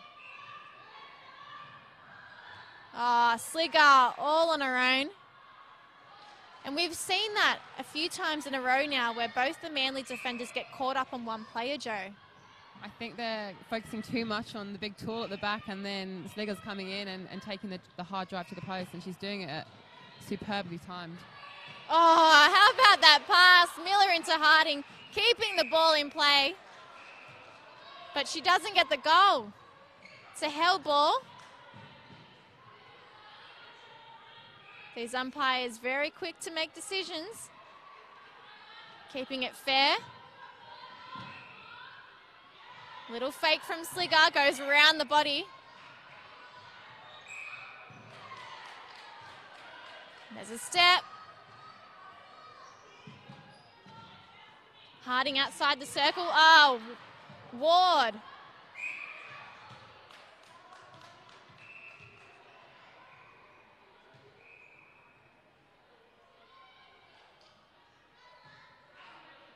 Just noticed that Rod Weeder in goal defence is wearing a dress that was clearly made for Sam Pullman at one stage, one of your teammates. It doesn't look like her, does it? Not quite, but she's still a defender, so that counts. Maybe channeling Sam Pullman, perhaps. Why not? Take some of her ability and her skill. Boehm out to the side. Melville stuck. She'll use Boehm. Metaxoli back. They're stuck, Manly. They can't get into the middle third. Trying to push up towards the attack end. Possession goes the other way.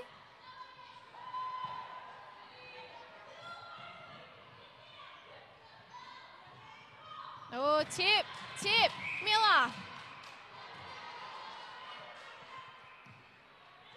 There's a lot of action happening early, Joe. There's a lot going on in that mid-third tonight, and there's a lot of arms and legs flying everywhere. Not that dissimilar to what we saw on the open side, really, which is quite interesting to see that there's so many tips and a lot of, I guess, intercepts being made and turnovers. Yeah, a lot of deflections, and it's proving costly because no one's quite settling, so they need to see the arms, get around, throw around, and get towards goal. Oh, lovely work by Manly, backing up Man on the edge of the circle. Clough misses the shot. And United straight on the rebounds.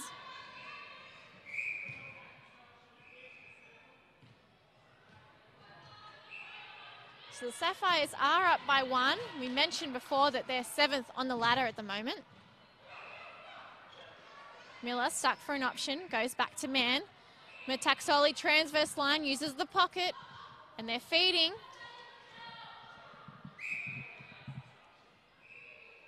Clough strong, the captain, sinks another.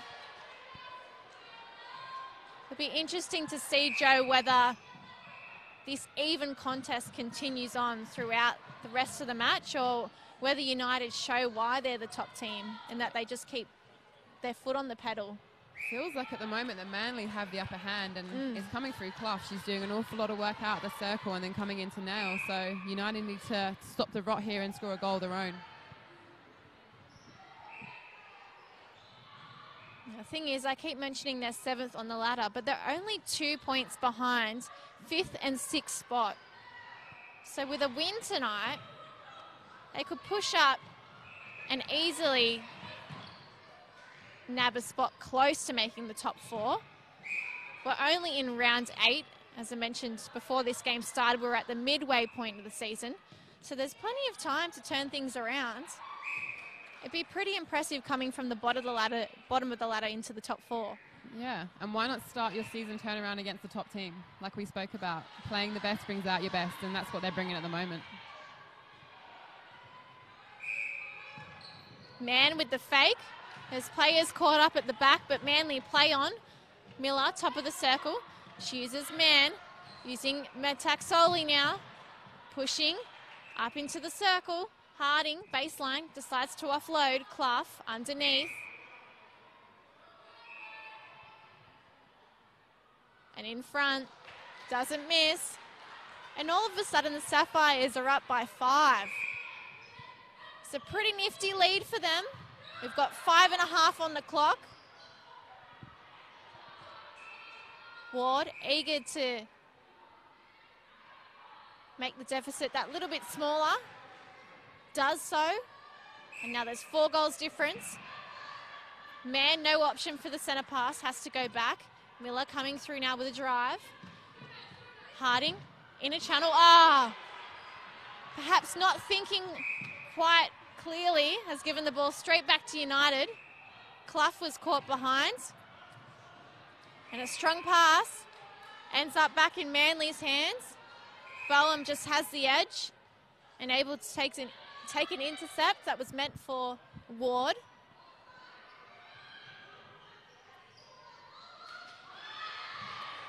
Nice win by Sligger, going back and forth here. It's funny that I mentioned Williams and Serena because it's almost like tennis here, isn't it? Back and forth, back and forth. It is going up and down the court, but I think United just need to settle here, play some simple netball, and work it through to the goal. Ward, little way out, opts to give it to Sligger on the baseline. And it pops in. 2017, they're coming back. United with a centre pass. Time held, and we're going to see a change made for United.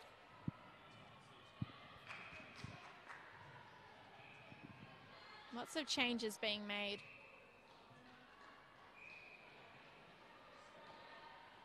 So Sligger moving from wing defence into centre. And another player, Gemma Donoghue, has come on in wing defence. Why do you think we've seen those changes made? I don't think Burton was exploiting her speed at centre, so by putting her into wing attack, I think we might see a bit more circle edge from her, and I think just getting the ball down the court a bit quicker. That's not going to help things. Attack solely to Miller, straight on it Manly. They want to use this opportunity.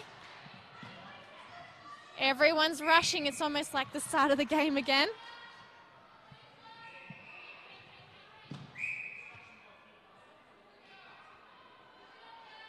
Harding given a penalty. Using both hands for the lift that time.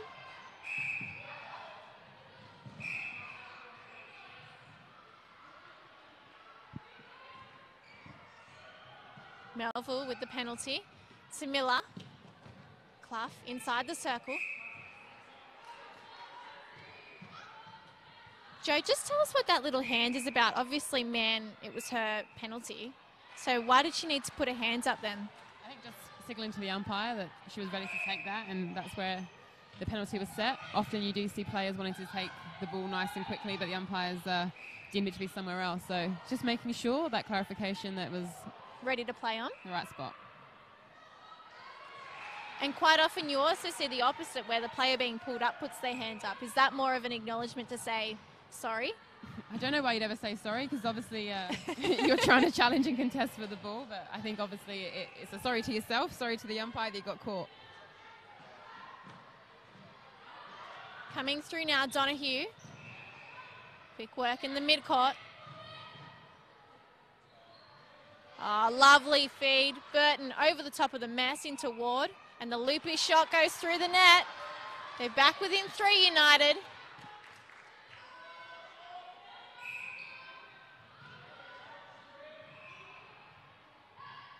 Former Swifts player Nadia McDonald, their coach. Coached and played for the open side the last 2 seasons and has decided to stick with the coaching aspect this year. She's being very vocal from the bench, especially as Manly push up here with another opportunity. Donoghue pulled up, Miller with the pass, decides to give it to Clough, takes the ball over the top of her head and bangs it through. 23-19. What are you thinking, Joe? I'm not sure where the momentum's going at the moment. Every time United look like they're coming back, Manly score a goal, and they've been quite dominant in attack at the moment. It's a bit frantic and messy play, isn't it, at the stage? It's quite unpredictable, but I think Clough is still doing a power of work, and she might settle one here. She does. 24-19. A difference 5.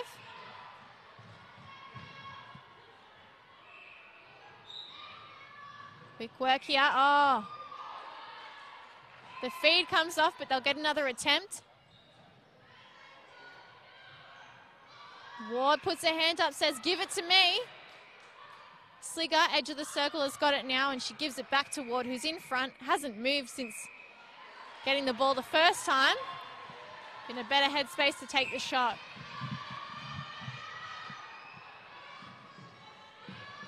Miller, round the body, passes to Harding. She puts the ball up. And the call goes the way of United. Rodwida with front position. There's a lot of talk being done. There's 23 seconds on the clock. And 4 goals behind. They're trying to make that 3 with half-time looming. Ward in front, 14 seconds to take the shot.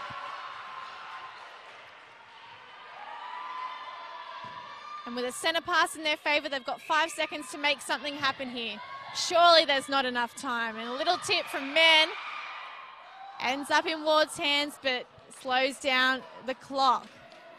So 24-21, the intensity is pretty great here, Joe. Frantic end to that second quarter, and both teams really giving it their all. Really awesome to watch. And who stood out at the moment? Obviously, Manly have got all the momentum with them, but we've just seen North Shore United come back and take that goal before halftime. Has it swung? I think it's a real team game, you know. Like, Manly are obviously attacking really well, but they're also defending as a unit and as a team. But I think United are going to hopefully bring it back in the second half of this game and bring a bit more intensity to the third quarter.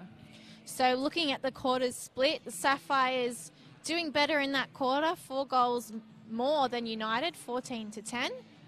And just a little bit different, just a bit of an edge that we didn't see in that first quarter. It was so level, and I think you find that it was just goal for goal and time ran out for the Sapphires in that first quarter. But they've really turned that around, and the second 15 minutes has been just as intense. Very intense, and I think United just stopped scoring as quick as they were in that first, and down to the good defensive pressure of Manly. They started doubling on Ward at the back there and made it harder for them to get to the post. Now, something I want to talk about that many people might not know is that during that Commonwealth Games final that we keep coming back to, you were actually sick. So that famous photo with everyone jumping on top of each other, you weren't in because you were standing off to the side just trying not to throw up, is from what I understand. Yeah, I was pretty ill after our semi-final against Jamaica. I went to sleep that night in the village and just woke up vomiting. Had a bout of food poisoning, which is really unfortunate timing, but that kind of stuff happens. And obviously it was the Com Games final the next day, and I was never not going to play. But yeah, it made for interesting warming up because I just couldn't stop feeling dizzy, couldn't stop feeling tired. But obviously you've got a job to do and have to get on with it.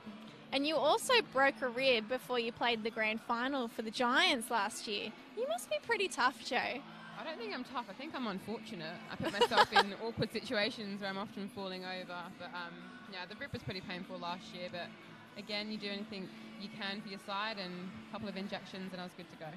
Now, for someone that played in the ANZ Championship before New Zealand and Australia decided to split, and now you're playing in Super Netball for an Australian franchise, you talk about this competition being up 2 or 3 notches higher than the previous competition. Why do you think that is?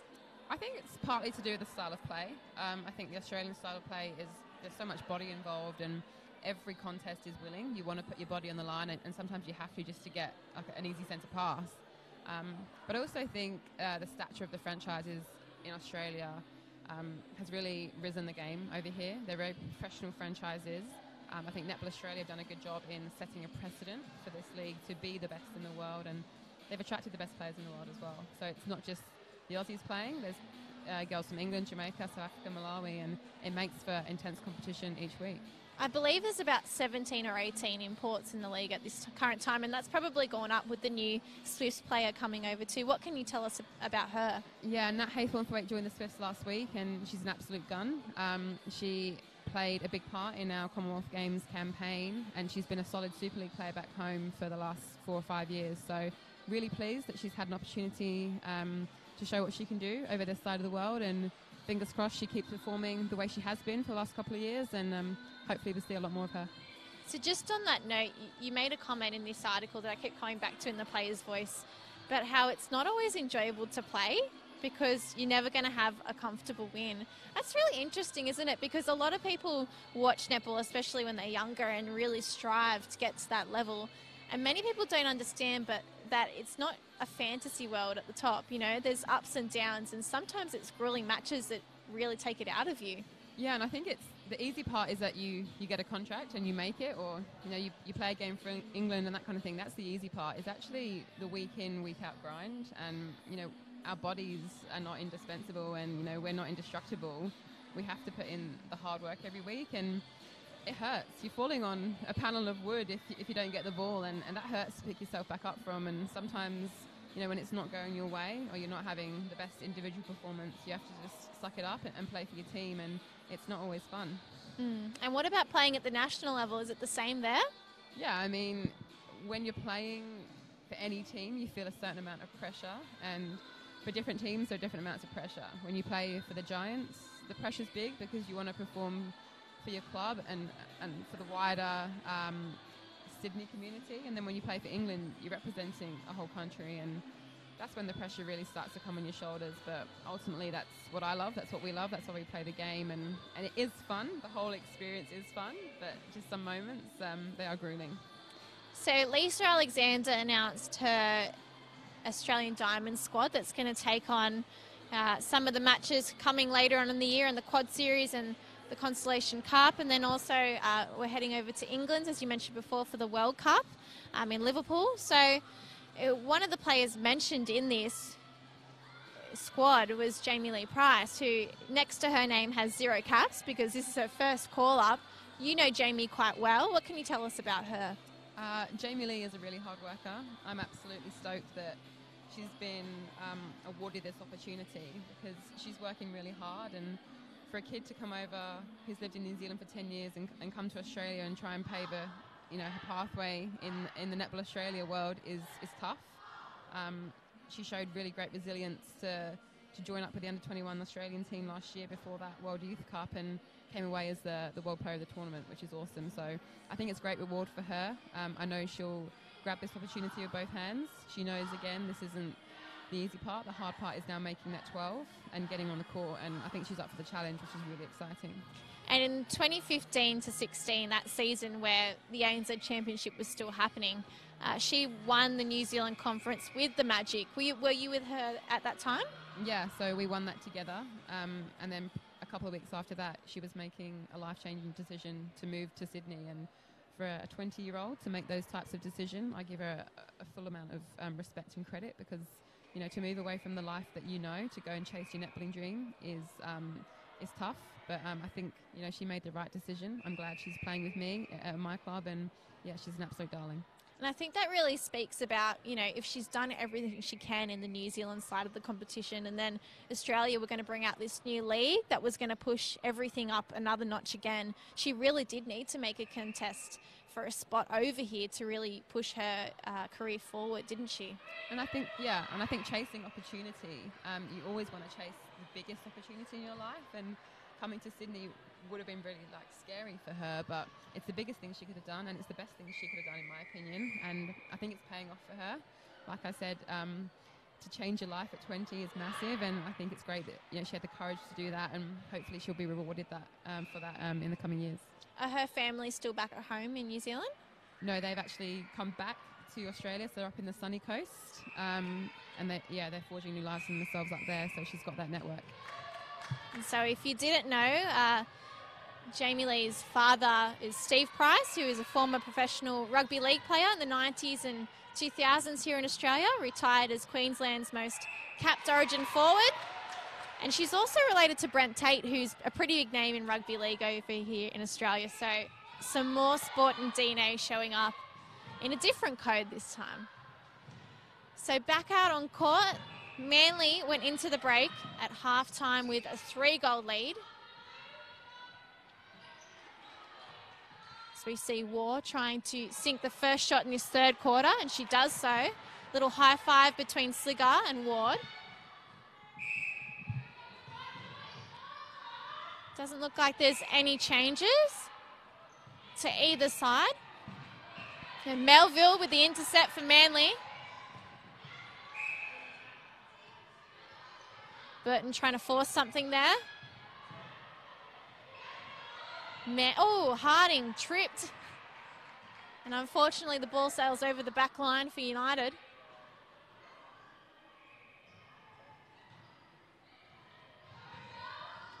Rodweda to Burton, over the top, Sliger in the air.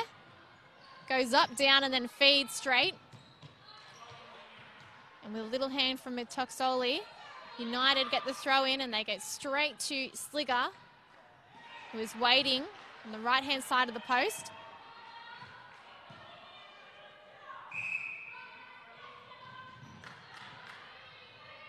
The Sapphires still yet to score and almost 2 minutes gone.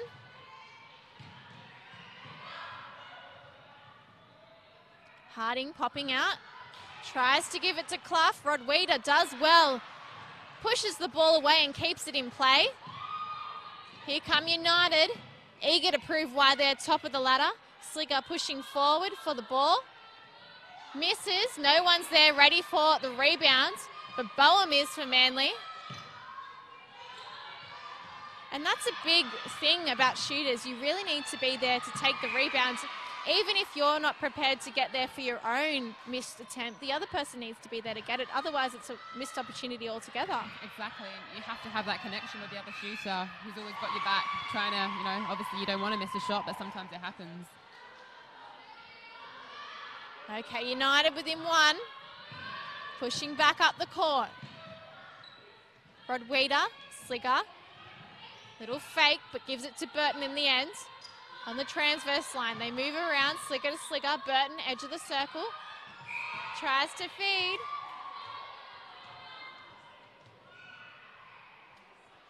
And the umpire decides that Ward should get a free pass or shot.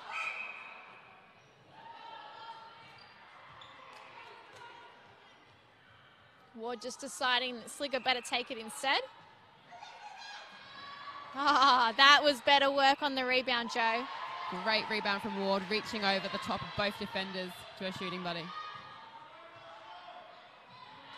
And we just saw a really good example then from what you spoke about before, how if you've taken a shot and missed it before, sometimes it's better to just get someone else to take it from that position. Just a different perspective, calm the nerves a little and guarantee the goal for the team, which is what happened just then. What's impressive that these girls are so young and they're recognising that so early.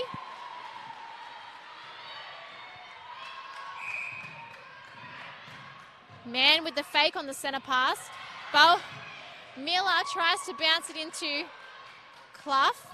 United for 1 second looked as if they'd stolen the ball, but Harding on the baseline finishes the job and we're level, 25 apiece.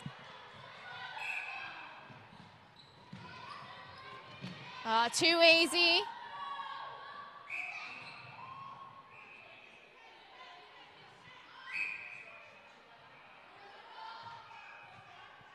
The defenders doing well to distract Ward from the shot, but they just need to do it legally so they don't get pulls up.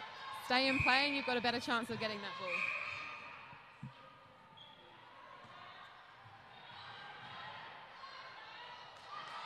Melville to Man, running sidewards. She has to go back. Miller driving forward. Again, tries to go back to the transverse line. It ends up with Man. And this time they've found Clough. She's a little way out, but she's going to take it to the post anyway. And she'll get another shot with the penalty. Level again, 26 apiece. Less than 10 minutes till the last break of this match. Straight to Man. Eyes for the ball. Miller, edge of the circle, takes the ball from the air and gives it to Clough. She's inside the circle. There's a lot of penalties being given away at both ends right when they're taking the shot. How would you stop that happening, Joe? Because obviously, as I mentioned before, if they can distract their opponent without getting pulled up, they could turn it into a turnover. Yeah, I think both sets of defenders are obviously desperate to interrupt and interfere on the shot, but they're just not quite getting it right, and there's late hands and late arms in there. But I think both goal defences could have a little crack outside the circle. It's getting into the circle fairly easily, and there's not much pressure being done as it's coming towards the circle edge.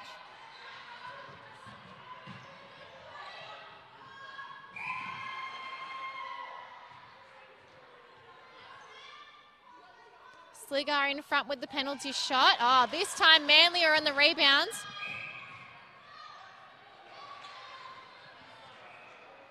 And there's an offside call. A little shock from Manly's bench.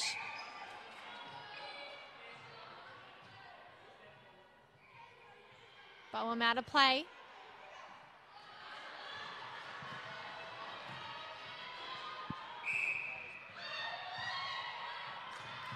Good pressure on the centre pass from North Shore.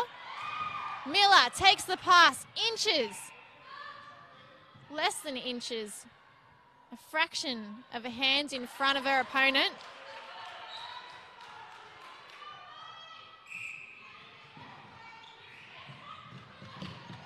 Melville doing well. Hand to the bounce pass and preventing it from getting player to player. Sligar with the throw in. Gives it to his sister.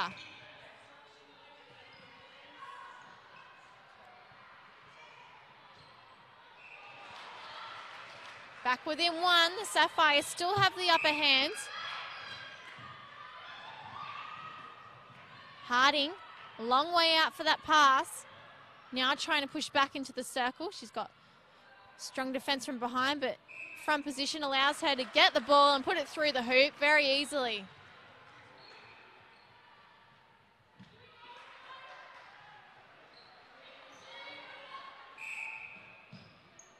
The fake early from Sligar. Metaxoli doing everything in her power to stop another goal. Bowen needs help getting this ball out of the goal third. And Mann gives her an option. Really need to push hard to get through this mid-court and up into the goal third. Melville, Burton, very fast against the run of play.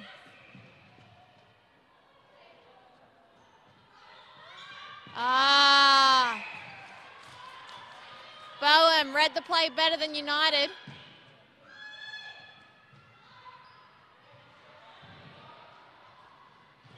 Around the body, Ward throwing her arms at the ball.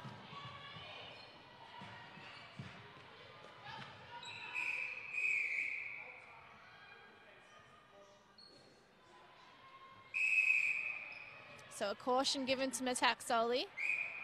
Do you think it's warranted, Joe? I think it is a bit persistent at the moment. She's obviously just contesting for that ball and desperate to stop it from going in the circle, but unfortunately she keeps infringing.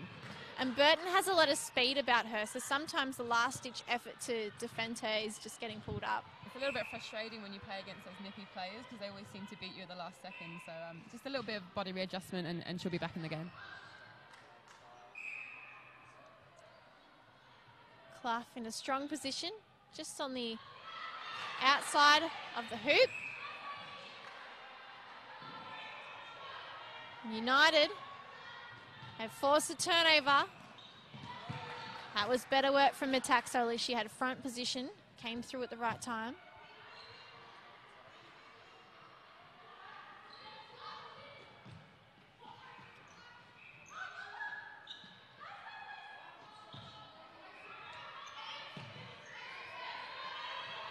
Pressure building for United as time ticks over. Ward in front. Misses. Bowen, easy rebounds. Metaxoli, front position. This time the call goes her way. Mann coming through in the middle. Miller back to Melville. Gives her a ball she has to chase after. And on the baseline, Jacoba Clough, nice and strong, The skipper sinks another. 31-29, the difference is 2.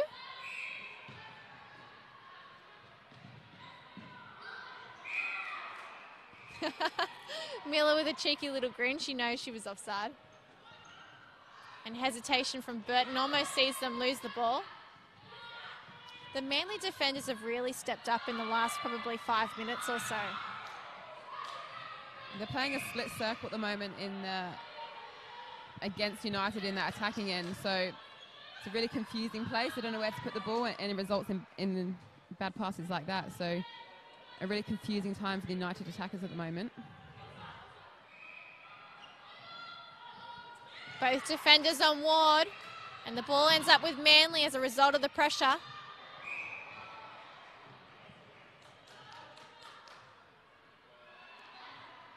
Foot was out and results in a throw-in. That's a bit of a coach killer, isn't it? Especially when you worked hard to get the turnover in the first place. United creeping back. And it's 31-30.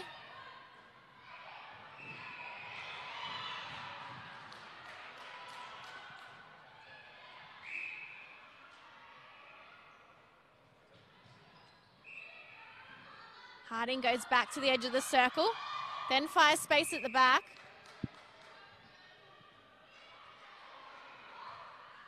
Twisted wrist from Harding with an unorthodox shot. And there's going to be another change here for United. We're seeing Matisse Leatherbarrow come back on. She was pretty dominant in the Opens game and very accurate. And she's just taken Ward's spot in this under-20s match. Another warning given to Metaxoli.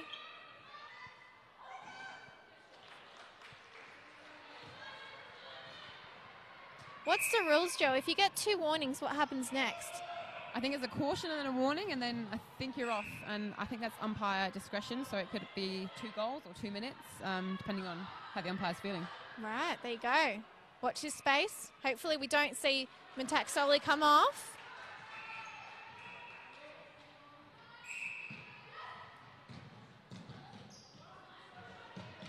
Burton, straight to Leatherbarrow. Able to find that backspace we saw her do so much in the Opens game. Just cling onto the body of the defender and pop back at the last moment.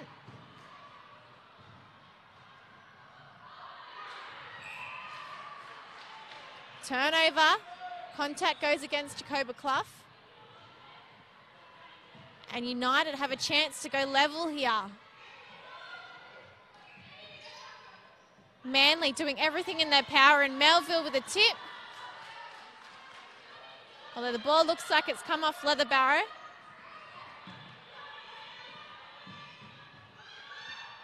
The Sapphires, an opportunity here. Wasted. They could have pushed back in front and got 2 goals, Joe. Every time one team looks like they're going to put a nail in the coffin, they just give it back up, and the possession is swinging back and forth. And you can't even really call it a characteristic of the under-20s competition, because we saw so much of it in the Opens game just beforehand. It just shows how tight and intense this game is. Sligar with the fake, gives it to her twin sister.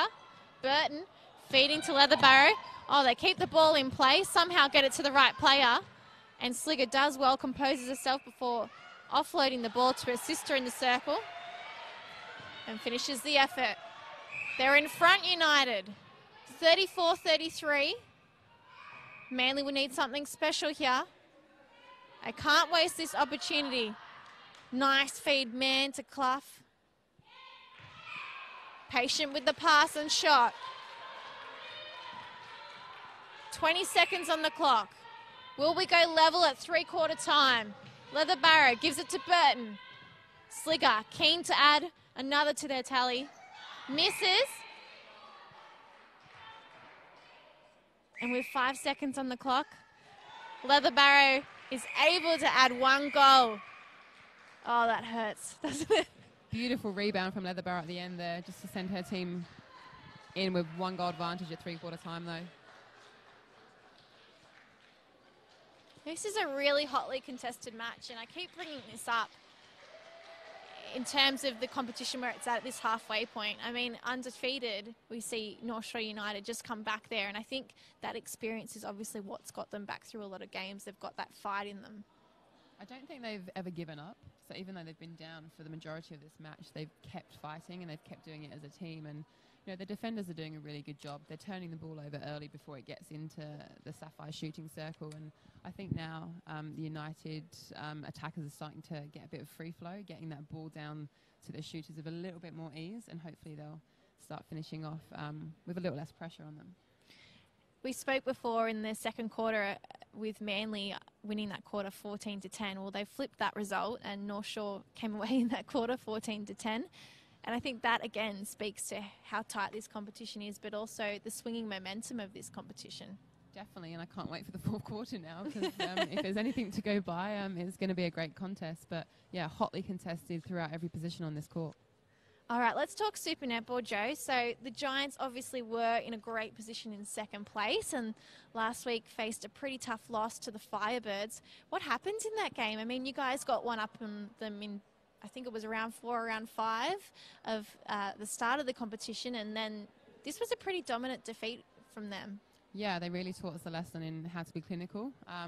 It was always going to be hard going up to Queensland to play them in the situation they were in. They had a pretty emotional week with Flora Geitz announcing her international retirement, and you know, they were sitting 4th on the ladder with lightning breathing down their neck, so a really dominant performance for them. And yeah, I suppose a lackluster one from us Giants girls. We didn't put in enough hard yards to earn that win, and yeah, full credit to Queensland. They really came out and taught us how to be clinical throughout the game, so yeah, definitely not good enough from us. Before we move on to the other games, there's obviously been a lot of international retirements and some domestic retirements too. I mean, Shani Layton was a big one this weekend. Was she someone that you sort of had your eye on for a long time? Have you known much about her game until you came over to Australia? I mean, I've played against Shani for about 10 years now. We played under 21s internationals against each other back in 2009 at the World Youth Champs then, and I've pretty much matched up with her every year of my international career. There you go. So it's sad to see someone like her, so charismatic and so dominant on the court, retire quite at a young age, but good on her. She's following her heart, obviously, and it's what's right for her, and yeah, good luck to her and what she has planned for the future. So just on this, I know you've been playing at this level, and correct me if I'm wrong, for 10 years now.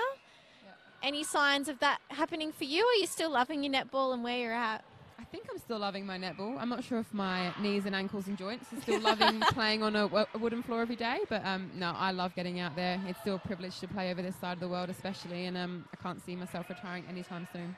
I think it'll be really interesting. You mentioned Laura Geitz retiring and how that sort of spurred Queensland onto a win. To see what happens with Collingwood, because obviously they're out of the finals race now, but Maddie Robinson's retired from international netball. She probably wants to do something really well on the domestic scene, and as I mentioned, Shani's gone now too, so there's going to be a lot of fire in that camp as well. Yeah, and often teams playing on emotion have emotional performances and they come out with big wins, so it's a scary time for us because we're playing the Magpies in a couple of weeks, so we need to be on top of our game because they'll be playing for each other, and to show, I give a send-off to Shani and see her well. It's a scary one for the Swifts too, because they were, you know, they really need to win last week to stay in the finals race. I believe they can still make it if a couple of results go their way and they win all the bonus points and everything. But they're facing Collingwood this week, and yeah, it's an interesting one because the Swifts started off really strong this competition but have sort of fallen away in the last few rounds.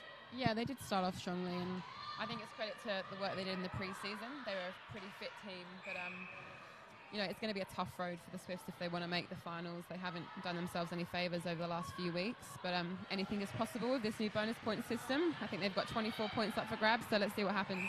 And just quickly before we get back to the Premier League action in front of us here, you guys are up against the Vixens this weekend. You beat them back in round 5, 58-51, but the Vixens have now won 5 games straight, so it's going to be interesting for you guys too. They're on a massive winning streak and they're playing some really clinical netball.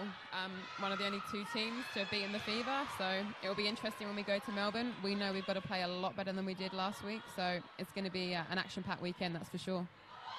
All right, so back out on court. We've seen United come and score. Well, both teams have scored a goal each so far. We see United push back up and try and make that 2 for the fourth quarter. The final quarter of round 8. Leatherbarrow adding another 37-35. They've got the upper hand by 2 goals.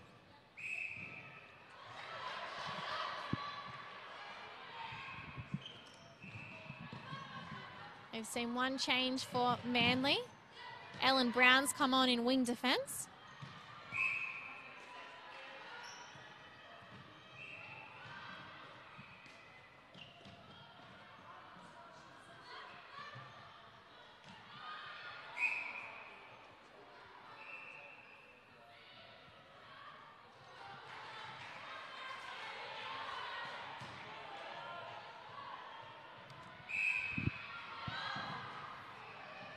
It doesn't look like there's any changes to North Shore either. So Manly happy to make one, and North Shore sticking to their guns from the last quarter, Joe.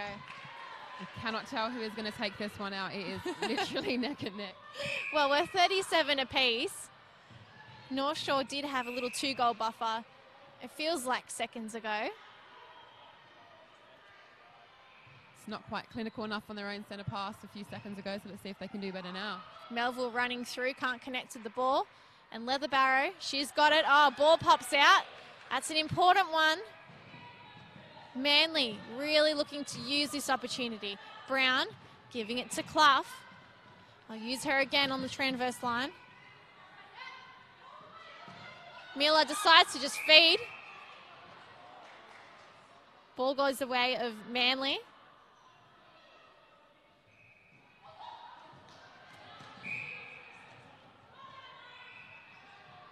And Rodwida does well, picking up the rebound. It was a nice sportsmanship from Clough just then, checking she was okay. Something you'd expect from a good captain.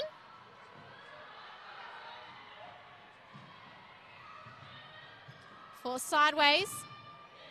And up the inner channel. They go to Sligger. Uses her sister in the pocket. And they've found Leatherbarrow at the back. With space again. They're pushing in front by 1 United. Miller straight out for the centre pass, gives it to Harding. They come back to the transverse. Edge of the circle now. No look pass, Harding to Miller, straight to Clough. She's a long way out. There's no problems. Right-handed shot goes straight through.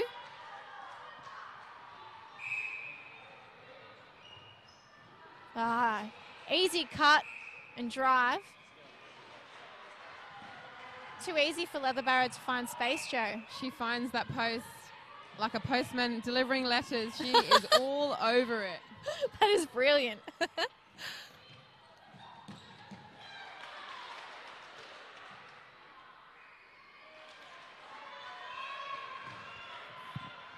And Boehm, who had such a strong hold on Ward, is still struggling to sort of work out how best to defend Leatherbarrow, and that probably is a really smart play from Nadia McDonald, swapping her shooters around as a result. I think it's incredibly smart, and something else for the defence end to think about. They've now got a bit more of a moving circle, both shooters on the run, and who do you defend?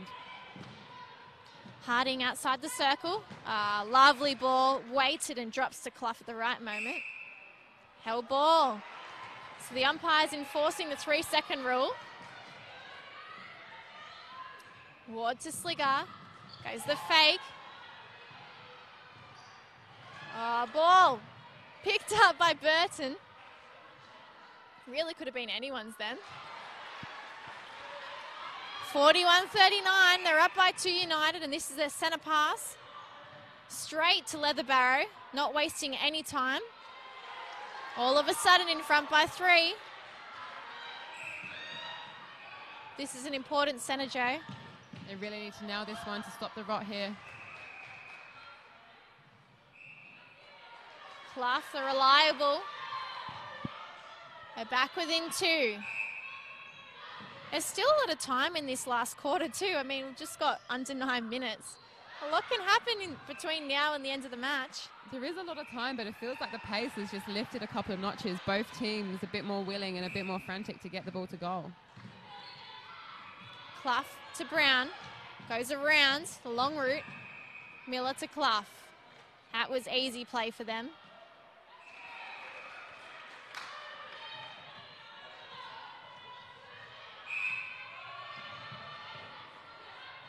And Slicker likes a fake pass, especially just straight up in the air. I've seen her do it all night. Over the top. Feeding on the baseline to her twin sister. Misses the shot. Boehm straight on the rebound. Gives it to Mann. Oh, coming through. Slicker takes out her sister. But gets the ball. That's the important thing.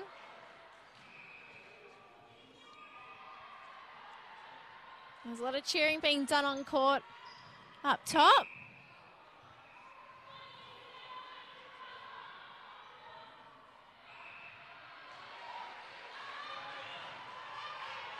Not a proper high five between the two shooters, and they look too tired for that. Little tip from Burton. Goes the way of Manly. The ball's come out the court.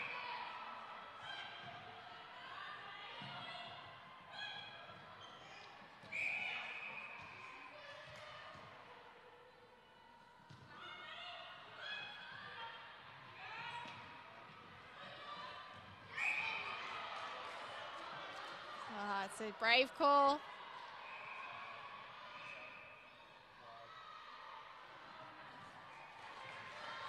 Back within two. I think Manly would be rather disappointed. Oh, here we go, Melville. Inspiring the troops, here they come. What can Manly do with this? Mann goes straight to Harding, she's outside.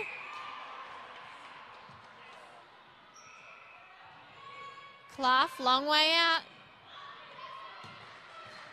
Throwing goes Manly's way. The circle is going to have to move around here. Quick feed from Miller. She wastes no time listening to the umpire. And Clough takes them back within one. That was a North Shore centre. I was going to say, Joe, Manly would be rather disappointed if they let this one slip away, considering where the ladder is at and how close this game's been, that they've been able to match it with an undefeated side. I think so, and I think it's a great opportunity as they level the game up. They do not want to lose this one, and they're going to give everything to get back in it. Well, Virginia Welsh, their coach, is giving nothing away. She looks very quiet at the side of the bench. Ooh. Oh, she's a tough one, Slicker. Cop some contact to the head, unintentional, of course.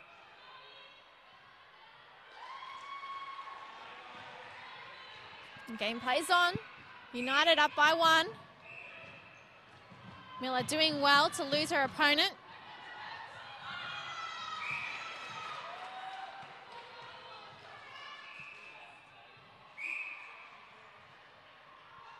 Clough, both players out.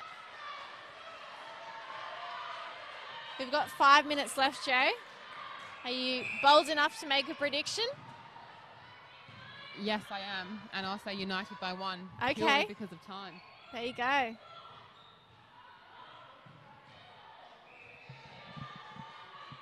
Now they've got a throw in here. Slicker. Oh, they tried to give it to Leatherbarrow, but she's sandwiched between two Manly defenders. There's good zone defense. Rodwida turning the tables. And man, she's picked up the ball on the edge of the circle. Offloading at the last minute, Harding grabs the ball, but she's a fair way out on the baseline. She'll have to put the shot up. Ball stays in play. Miller straight on it. Harding, she's outside. She gives it to the edge. She's going to have to do it herself. Clough has just got heavy defense on her. A lot of yelling being done. And the young shooter misses. United keen to just hold on to possession, slow it down. 3 minutes 30 on the clock, and we're 45 apiece.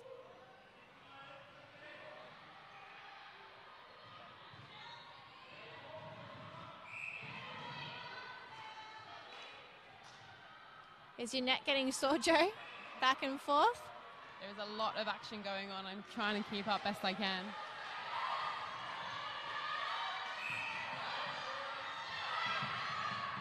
North Shore's bench is doing a lot of yelling, and Manly, who are on the attack, are actually quite quiet.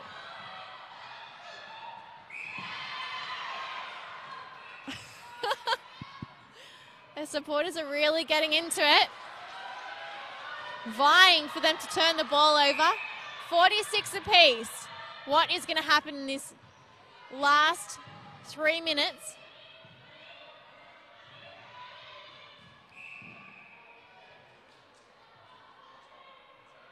Leatherbarrow, she's away out, decides to go it herself, misses, gets the rebounds. That's great work backing up your effort, isn't it, Joe? Beautiful way to get up for the rebound and really pull that one in for the team. Manly told to come further up the court. Hardin, edge, gives it to Clough. Front position. 47. We are still level and we've got 2 minutes on the clock. There's a lot of yelling being done between the Sparks and Hard up on another court. The Sparks are 40 and the Hard are 41. So another really intense clash happening elsewhere at Netball Central tonight. Now Clough in front space. Takes it 48-47. Joe, you're giving me a very unsure look at this at this stage. Massive intercept for Manly. And if they can nail this, they'll be 2 up.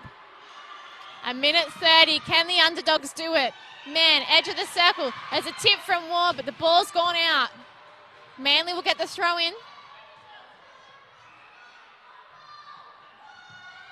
Clough finds good position. Take the shot. 49-47. They're up by 2. North Shore calling for the ball. I don't want to lose this match. Their undefeated status may just be on the way out. Leatherbarrow a long way out, sinks it. 46 seconds left. Jo Hardin is just sitting back with a huge smile on her face. This is netball at its best. It's too intense for me. Miller goes back to Brown. She's stuck. She finds man. The ball pops out the side and North Shore's bench is going crazy right now. There's a throw in. There's 20 seconds. Even if they can get a goal, they'll only be able to level here. Sligger goes to Burton. Oh, tries to feed. Burton's... This is madness here. Leatherbarrow misses the shot. And Manly have just won. They've beaten who we thought were unbeatable, North Shore United, undefeated, suffered their first draw last week and now they've just suffered their first loss tonight. Joe, I don't think we have words right now. They're escaping me. Some massive pressure plays in those last 3 minutes, and credit to Manly. They held their nerve, and to win by 1 against this team, awesome result. What is a really nice touch is a lot of these girls are giving each other a hug, going a little bit closer than the shake. I think everyone can appreciate it. That was a great game in netball. Definitely, and that's what it's all about. You know, white line fever, you contesting, put your body on the line, but as soon as the game's over, you're back to being normal, your friends, and it's a great sight to see. All right, we're about to wrap this match up in front of the camera. Don't go anywhere. Jo Hardin with me very shortly.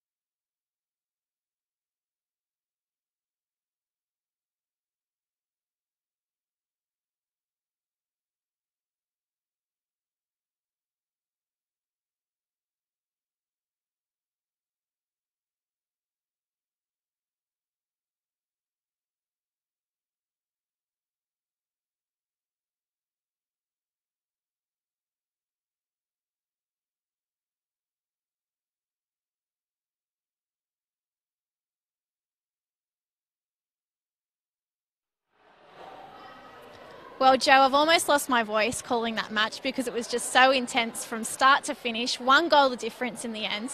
You actually picked United were going to win by 1 goal, and you're sort of eating your words now, aren't you? Yeah, I mean, it was a great contest. I couldn't call it throughout the match, but credit to Manly. They took it away in those last 5 minutes, and, yeah, 1 goal win.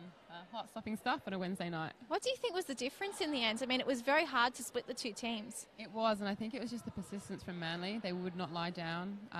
With the introduction of Leatherbarrow at the back there for United, you know, they had more of a strike power, but they didn't care. The Manly defenders kept on attacking that ball, and in the end it worked out for them. Was the defence what stood out for you with Manly? Who was their standout player? I think Clough in goal attack actually had a really good captain's performance. You know, she was doing a lot of work on the centre pass, and she stood up in those final stages to take some big shots, so credit to her. All right, well, we see Manly come up against UTS, who were placed in second, but have just suffered a very narrow loss to Central Coast by 1 goal. So it'll be interesting next game whether they can build on that confidence and take it again into the next match. I think so. Games like this, you always... whoever comes out on top takes the credit, and going into next week it's going to be a confidence boost. But it's great for the league to have teams that are unbeaten challenged by slightly lower ranked teams, and it just means it's going to be exciting come the end of the season. All right, well, 4th, 5th, 6th and 7th have all just won their matches in round 8 of the Premier League, so we might see a bit of a shake-up in the ladder when we come to you next week on Bar TV. Make sure you tune back in next week for round 9. It'll kick off at 7 p.m. and we'll have the under-20s who just played here at that time. We look forward to having your company then, and thanks for sticking with us tonight.